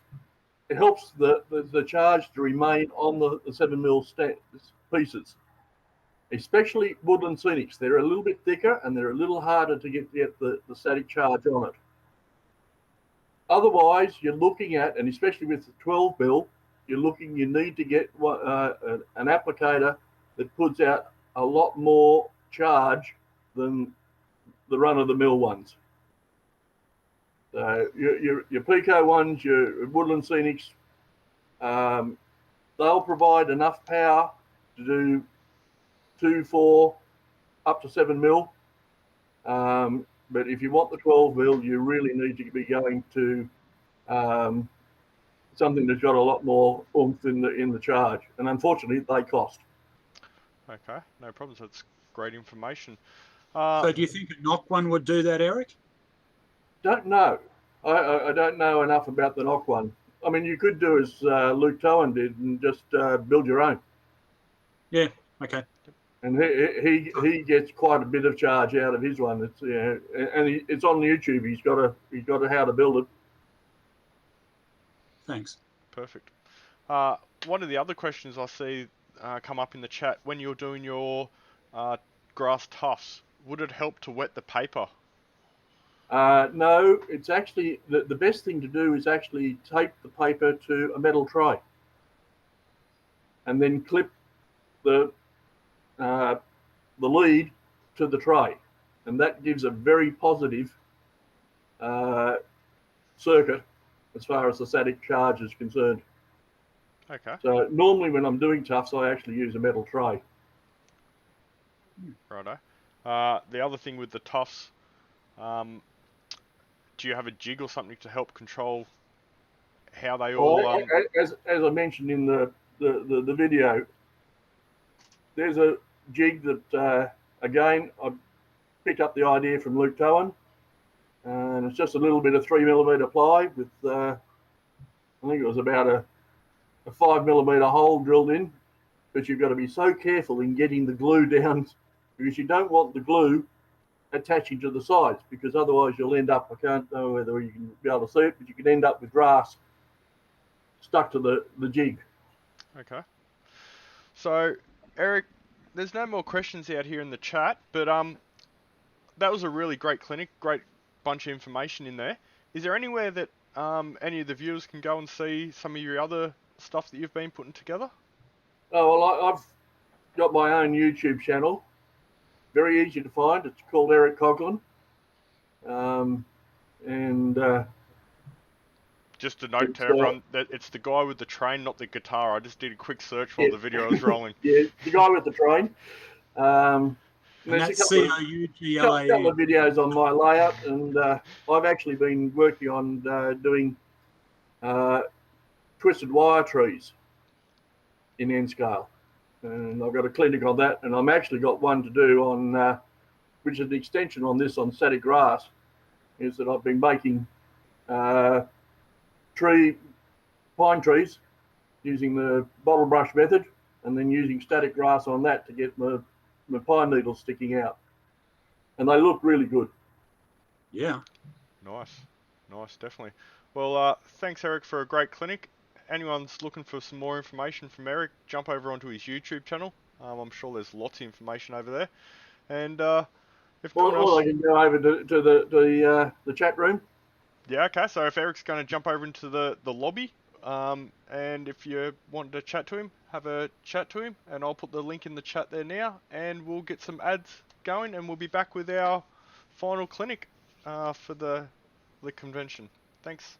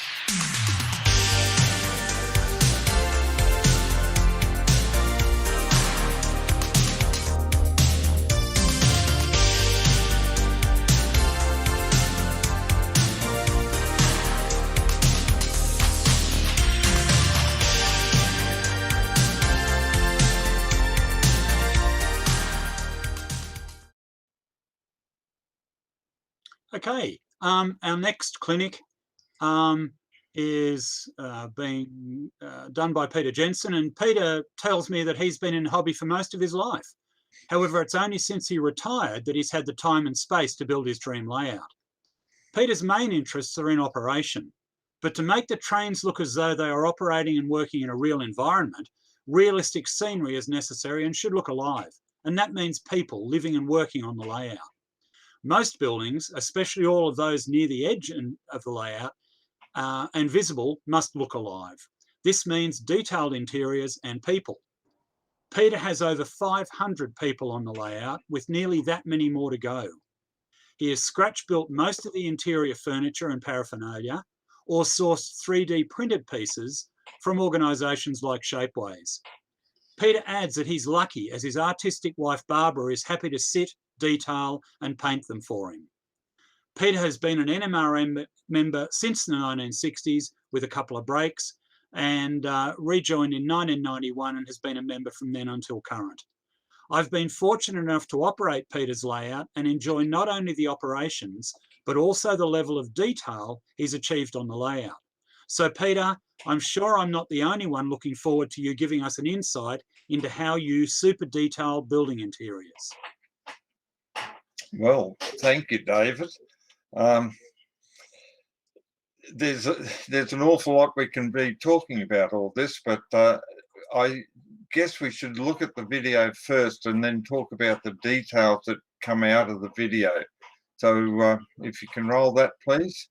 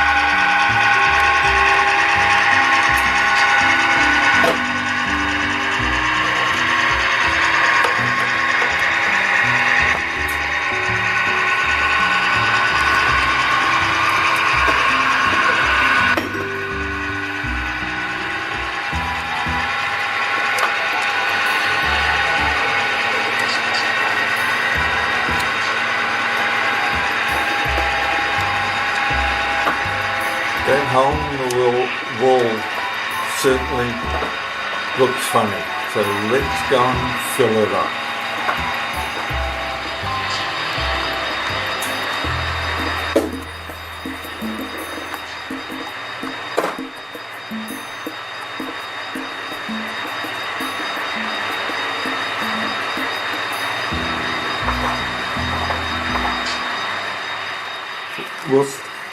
Well, some time ago I went to a convention in the US and they were giving out some, I think it was the San Jose one, but they were giving out kits, very cheap kits, and for some reason I ended up with one of these and I've been wondering what to do with it, but I do think it most probably can fill the hole that we've got.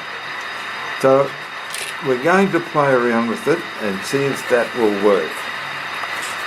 It's a Plasticville Emily's Dry Goods. Okay, so that's going to be the front.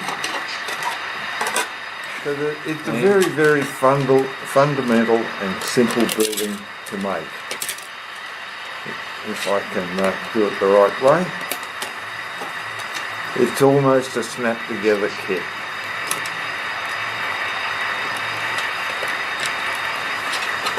Well, we of course only have about 2 inches depth up there, so I'm going to have to certainly trim that right down, but it certainly will fit up there just right. So after trimming and a little bit of paint, that's what it looks like. It looks a little bit better than the plastic kit that as it came. So the next objective would be to think about what this shop's going to be. Now, because the lady I lived with was mad on quilts, she insisted that I have a quilt shop on it. So this is going to be a quilt shop. So let's see how we can make that look more than an empty shop, but a working, practical quilt shop. So the building looks there, fits in there fairly well, but without lights like the adjacent buildings, I think it looks a bit flat, and also without an interior. So let's go now and start building some interiors and see how it turns out. So this is the module built for the ground floor. It should slip straight in. The stairs are to go behind here, and that's the down floor. Now I'll tip that over. You can see there the LEDs that are mounted on the top for the lights for this unit. This wire coming out of the bottom of the building is for the lights that are on the ceiling for the upper floor. Again, using the LEDs. Sometimes I will put black paint over one of those units if I think the lights are too bright in there. I do always use 9 volts on my LEDs rather than the 12 volts that they're rated for. So that also cuts down a little bit on the brightness of it. So let's see then how this fits in.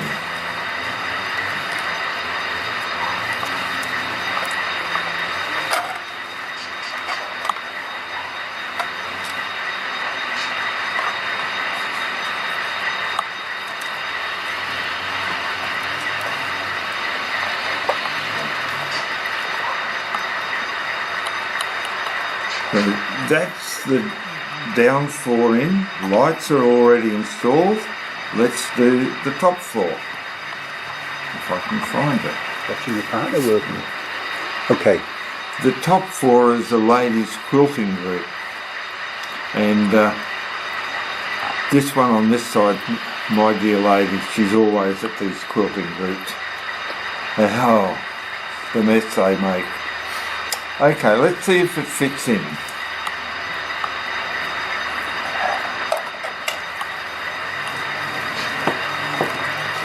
I've got to find something.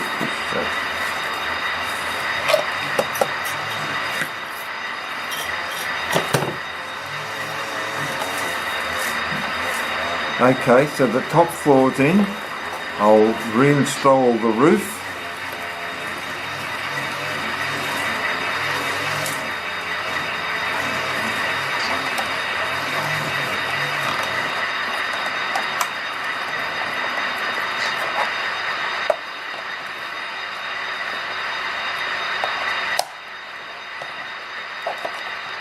I did have to trim the roof because the overhang was hitting the building next to it, so trimmed it right down.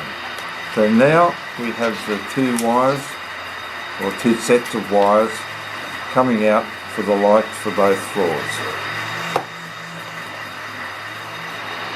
But upstairs they're working so hard, the windows have got very misty. And I think quiltaholics are a little bit more pedantic and rigorous than us trained folk, actually.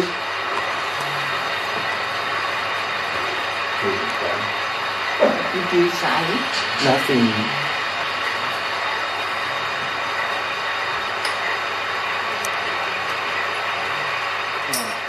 Boxes of our bits and pieces that we use to do our details. Okay, away you go. Okay, this is an example of what one of the buildings that we're working on. In the main Bellows Falls town, we have a wine shop called Noonsy Estate. Why Noonsy? Because that was our vineyard. And this is our cellar door for selling wines. Now, pretty much everything in there, apart from the people and the barrels, has been scratch built. The racks on the side, trying to be very still here to give a better view of them. I basically built out of styrene. I laid very fine styrene rods on it, and then was lucky enough to have the lady sitting next to me paint them. So both of those racks with all the wine is scratch built. The panel in the middle of all the case wine was chopped up from styrene and glued together and put into panels. Again, on the end of the boxes was some signs talking about the wine. The counter was cut from styrene. The computer up here with the screen on it was again made from styrene and painted. Now, of course, the barrels weren't. Where we got them, most probably we wouldn't remember, but they came in some pack from some supplier. The people, if you look carefully at the front table, it even had some bottles there and some glasses for the wine tasting that the lady is giving to the man there. All the people painted and came in bulk, and we'll talk a little bit more about people. There's an example of a person that we got from, I dare say, China. So that's an example of the wine cellar we're putting into the new area we're working on in Bellows Falls. Bellows Falls has a flower shop. It has an archway like that going into it. This would have come from an example of a unit that we got in a pack of shelving for a garage that's been painted and looks pretty good. These are people that are being set up to be put on the platform at Bellows Falls. There's a lot more of them. Oh, hold on. Yeah, so And again, people from China and painted. These were barrels that were got somewhere, not sure where, with plants that are going into one of the buildings in Bellows Falls. The rest of this is all units of debris and boxes and people. for factories and things. Yeah. Yep. Now, if we talk a little bit about the people, we now have over 500 people on the layout. And those people come in units, and they're all, nearly all, from China in a raw state. Now, they are sorted here into like people, so that when they're painted, no two are painted the same colours. That way we can spread them over the layout, put them in different buildings, and just get more people. Yes. Ones that have been painted. These ones that have been painted, and again we're getting ready for putting these people into Bellows Falls, the area that we've done no serious internal and people at this stage.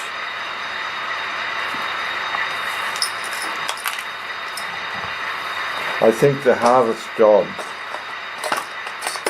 was done by the person who's packaged all these into little boxes of similar people.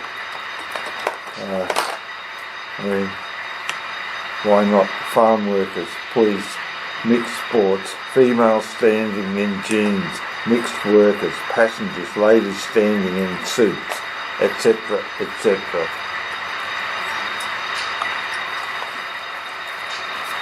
We use a lot of carpets and flooring in our buildings.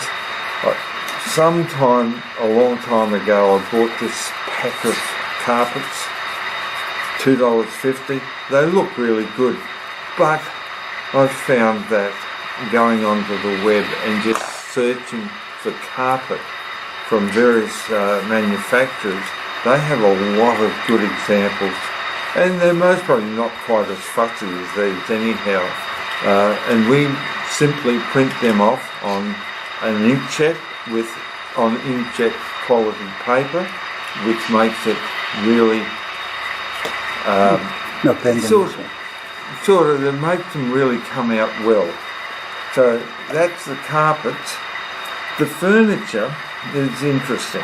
We've bought furniture from lots and lots of places, but one of the most interesting ones that we've come across is Shapeways, where you can buy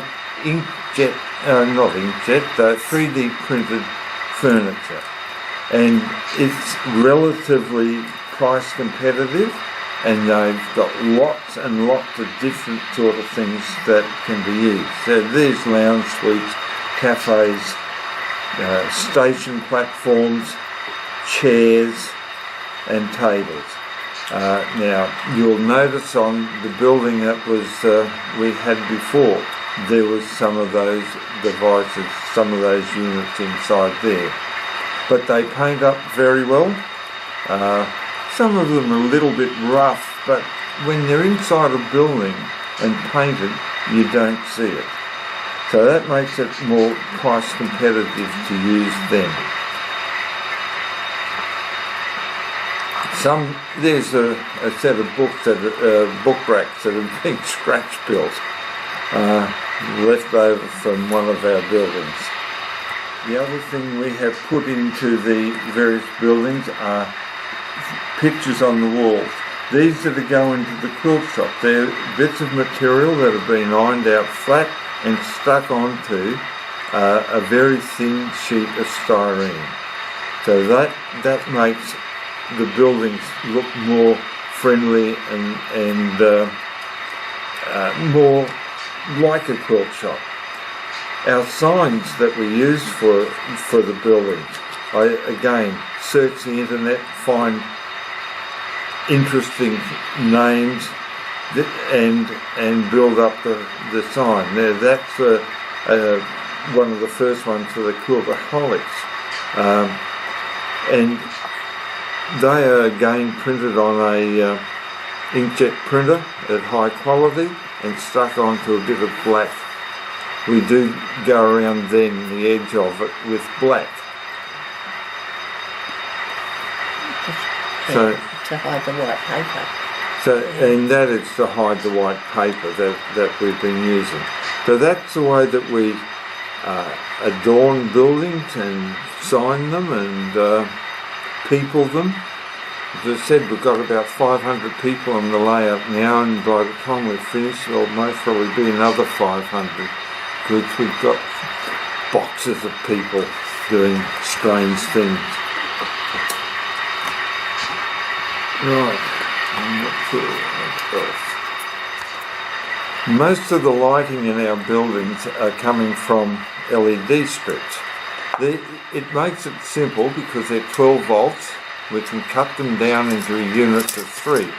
Now I've searched everywhere to see if I can get shorter ones than this, but I can't. I also searched to find the black ones because it just hides it a bit more. Now at times I will, as I mentioned before, I will paint out a light if there's too much light coming through in the room. And I also run them at 9 volts. There's an example of a unit with 2 of the lights painted out, and only 1 light used. There's a little bit of a glow through the black paint for the others, but it's inconsequential. So, simplest way to do lights. Of course, there is always cases where you need a single light for a particular reason. Then we go back to the good old LEDs, single LEDs, and the need to convert the 12 volts down to somewhere around 3 volts, depending on the LED.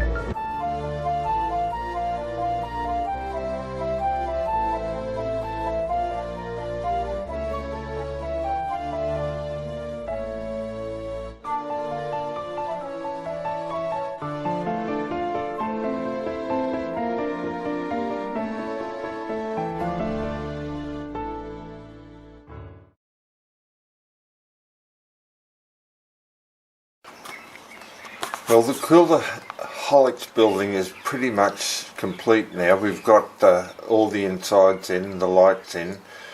But when it was put on the layout, it looked funny next to the building next to it, because the top floor of that had no lights. So the next project was to fix that building, which led to fixing all the buildings along here. So we've got the internals of the buildings, the bike shop, the eye doctors on the upper floor of the brown building, optometrist. On the right hand side there's engineering works. Downstairs we've got a ladies' hairdressers, and on the right we have a bar. Must have the bar.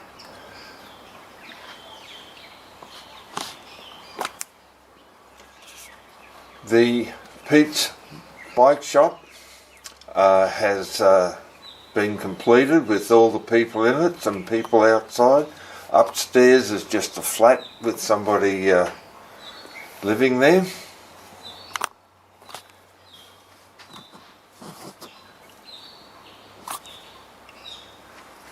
There's nothing. Lloyd's Cold Storage. When Kelly Lloyd was leaving to go back to the US, he gave me one of his buildings to fit on to put on my layout. At long last I've got it on the layout. It's a little bit different to how Kelly gave it to me, because I went and put some people downstairs, some business downstairs. So that's a Kelly Lloyd memory.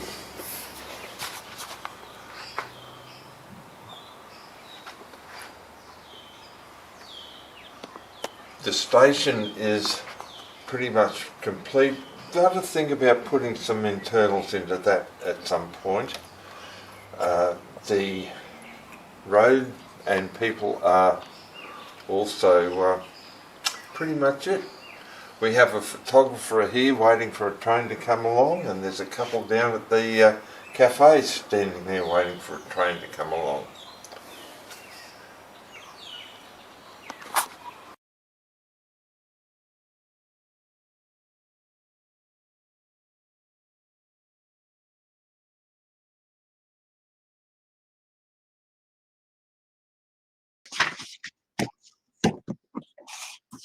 Wow, Pete, what a fantastic job you guys have done. Oh, having an earthquake at your place up there. Sorry about that. I'm gonna corner the market for a sec, because I've got about half a dozen questions that I'd just like to ask. Firstly, with assembling the buildings and then placing and fabricating the different internal parts and mounting the figures, what type of glue or glues have you used? Well, it depends on what areas. Most of the things will be done with the what's that? Tacky glue. Okay. And things like the light strips are done with super glue. So it depends on what's being used or where. But tacky glue, I find, is it's good for putting in the windows, glass in the windows, especially because it dries completely clear, and if you spill any on the glass, it's not noticed. Yeah. So that's the good one. But if I need more strength, I'll most probably use some super glue. Okay, thanks for that. So my second question, I noticed you had your LEDs mounted on some form of a strip, and then later you showed the strips of LEDs. How are you mounting your LEDs? Again, I will use super glue on those because I want them to sit there and stay there, and it got to make sure it's flat against a bit of styrene. And again, with the LEDs, how do you stop them glowing through the walls and ceiling of the buildings? Make sure the walls are painted inside and the ceiling's painted. We tend to put a black ceiling in it because they're black LEDs. We've searched the internet to find black ones. Where did you Most of the ones you get around here are on a white strip. Where did you get the black ones from? Uh, You remember? I've got them on the internet somewhere. Okay, cool. Cool. Search for them. What was the other part of that question? Yeah, just Stop it glowing through. Make sure the walls are painted. The other thing we do in a lot of rooms will be put wallpaper on. So it's got a double thickness there. excellent. That works well. So looking at what's powering your LEDs, I gather they're 12-volt LEDs on the strips. So Yeah, what they're power all 12-volt strips, but I run them at 9 volts. There's one area you were seeing in the video where it was still at 12, and they were really glowing out. But and that was late in the video with the house with the garage and the KFC that building. area was still on 12, which seeing this video reminded me I've got to fix it. But 9 volts, they're bright enough and not over bright. Do you find, have you got one power supply for all of them, or do you just have one relative to the area you're doing, or how do you do that? I've got 25,000, I think, under the layout. I tend to put an area on its own group of own power supply. Yeah, its own circuit. Yeah. And you just switch on and off at the power point, I gather, do you? Yeah. Yeah, cool. Okay.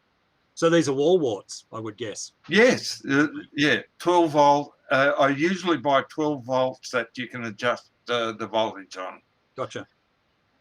2 more questions. Where did you source the figures? Are they Woodland Scenics figures, or are they model power? Look, some of them are Woodland Scenics, or those that are particularly doing things, like there was the barbecue scene on the back of the house. They were all, I think, Pricer or Woodland Scenics, yeah. But the majority of the people would be sourced from China. We do get buy them in, can you believe it, 100 bag lots. A lot of them can't be used. They're just, their scale is not really very accurate. True, yeah. So some people will come and they'll be so small and fine that they're just not used. But I gather still at the price, once you've culled down to the usable ones, it's still value for money? Oh, very much value for money. We're most probably putting them on the layout at 10 cents each at the most. Wow. And lastly, where do you get your signs? I noticed some fantastic signs there. Make them all on the computer, usually using PowerPoint and searching for appropriate fonts or words or things. Usually we'll remove the background from any picture if I can, and build it up that way. Again, put it on black styrene, very thin black styrene, glue it on with most probably with tacky glue, and then just paint around the edge black to hide the edge of the paper, not the edge of the sign. Yeah. And it's done on high quality paper. Pardon me, Barb, for not saying hi to you. Sitting there. So you're the other part of the team. Oh yeah. Yeah. Well, look, that's pretty much all the questions I had. Absolutely blown away by the detail you guys have introduced into your buildings, and you're quite right, Peter. It's brought the layout to life. So that was the objective. You've certainly achieved it. Brad, back to you. Okay, thanks, David. Yeah, Peter, that was a great clinic. I'm having a quick look through the chat, but before that, I do have my team colleague here from NMRAx. So, Speed, I know you've got withdrawals from this whole event and whatnot. Do you have one question to ask Peter and Barb? Well, I would like to know, because I missed the first part of the video, how big is this layout and how many little figures have you guys painted? Well, The layout's 25 feet by 15 feet. I think that's right. It's double deck in a lot of places. I estimate we have about 500 people on the layout now, and we have most probably that many more that we will be putting on when somebody stops making my dinner and does some more painting. Oh, Because that's I was going to ask Barbara directly. How does the workflow happens? Does she do all the painting work, or you guys share that, or? Pretty much. I do the small painting, the detail work. I paint the people, a lot of the furniture. Yeah, I will spray the base coat of them all most of the time, and Barb will do all the hard, intricate, wonderful painting. wow. I have a very good magnifying glass with lights around it. Yep. And any special kinds of paints, or? Yeah, what? For yellow, I use a lot of different ones that for different things. Because sometimes the paints go on a bit gluggy, so you've got to make sure you are using the right paint for the right thing. She gets a lot from the war gamers. Yes. Yeah. Okay. Yeah. Well, thank you for sharing with us. Thank you. Okay, Speed. So I'm glad I fixed your fix there now for your withdrawals. But back to the real work. Al has asked, have you tried putting signs in your windows? Good question. Yes, I have. And the one time I tried it, I thought was a failure. I have got to come back to that. I have just bought some high quality foil paper that we used to, when we used overhead foils. I sourced some of that. You can print on it, and that's my next experiment, to do that. I haven't done it yet, but there was a little bit of no time to get it done for that video. Yeah. But it's a good question. I think it's something that should happen in a lot more. I think that's going to work. Yeah. Cool. Nice. I see there's also quite a few comments there. Just amazing what can be done to improve your buildings. That was from Charles on Facebook early on in your clinic. Also, I see Al's put absolutely inspirational work. I see he did a quick Google search during the clinic and saw there was quite a lot of images come up for carpets, quilts, and bookshop images. So yeah, it's nice that guys are jumping straight in there and trying to put some of these tips to work straight away. Yeah, well, I mean, there's just, the mind boggles. You can do anything in this hobby, just about. It's an amazing hobby. Definitely it is. So I don't think if anyone else has got anything to add, now's the time. Otherwise, I'd like to thank you for an excellent clinic. I always look forward to those fine details that you can add just to really make those models pop. And we'll cut to some ads, and we'll be back with a closing of the convention. Thanks, everyone. Cheers, guys.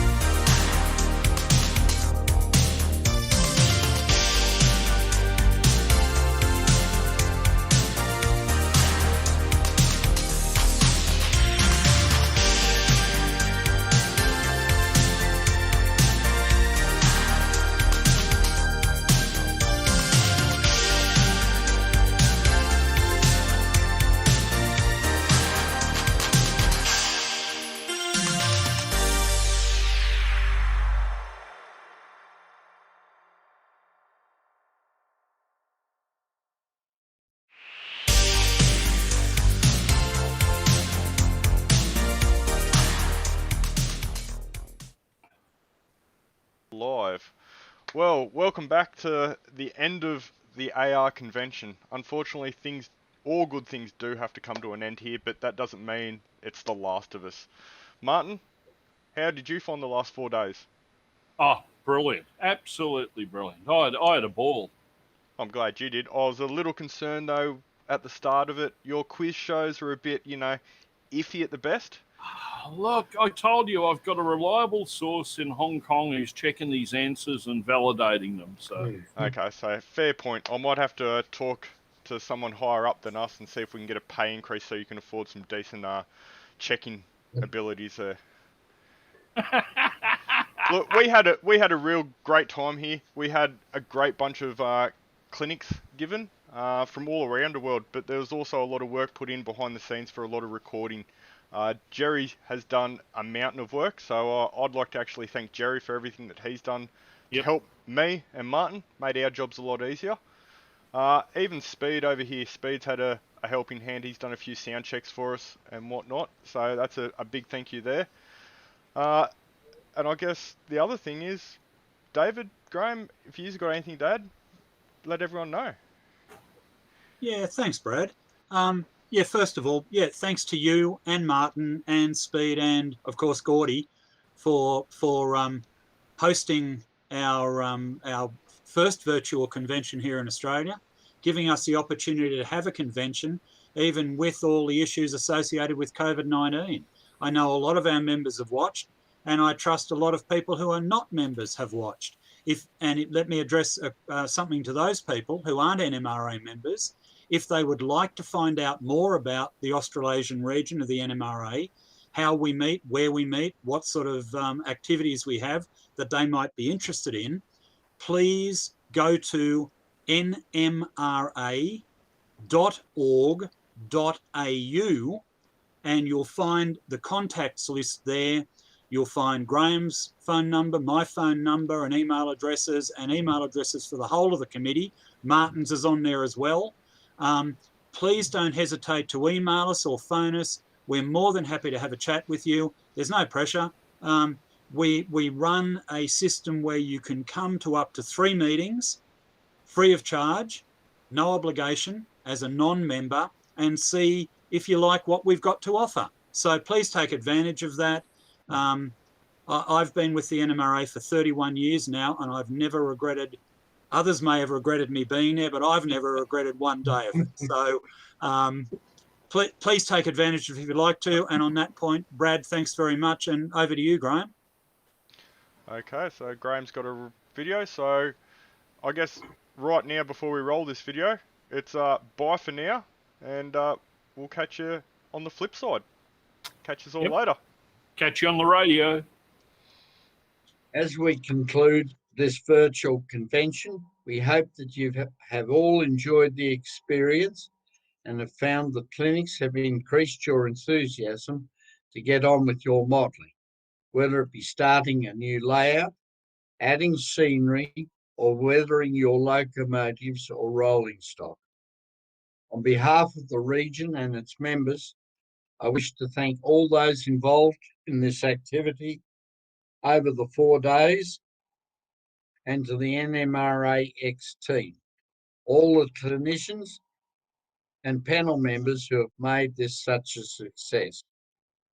I remind you again that the clinics will be put up on the NMRA website over the next few weeks so that you can watch them again if you so desire. Regularly check the website and find out when the next lot of clinics and virtual tours being compiled by NMRAx will be screening. So again, I say thank you for your interest and attendance and hope to see you again soon. Good luck and bye for now.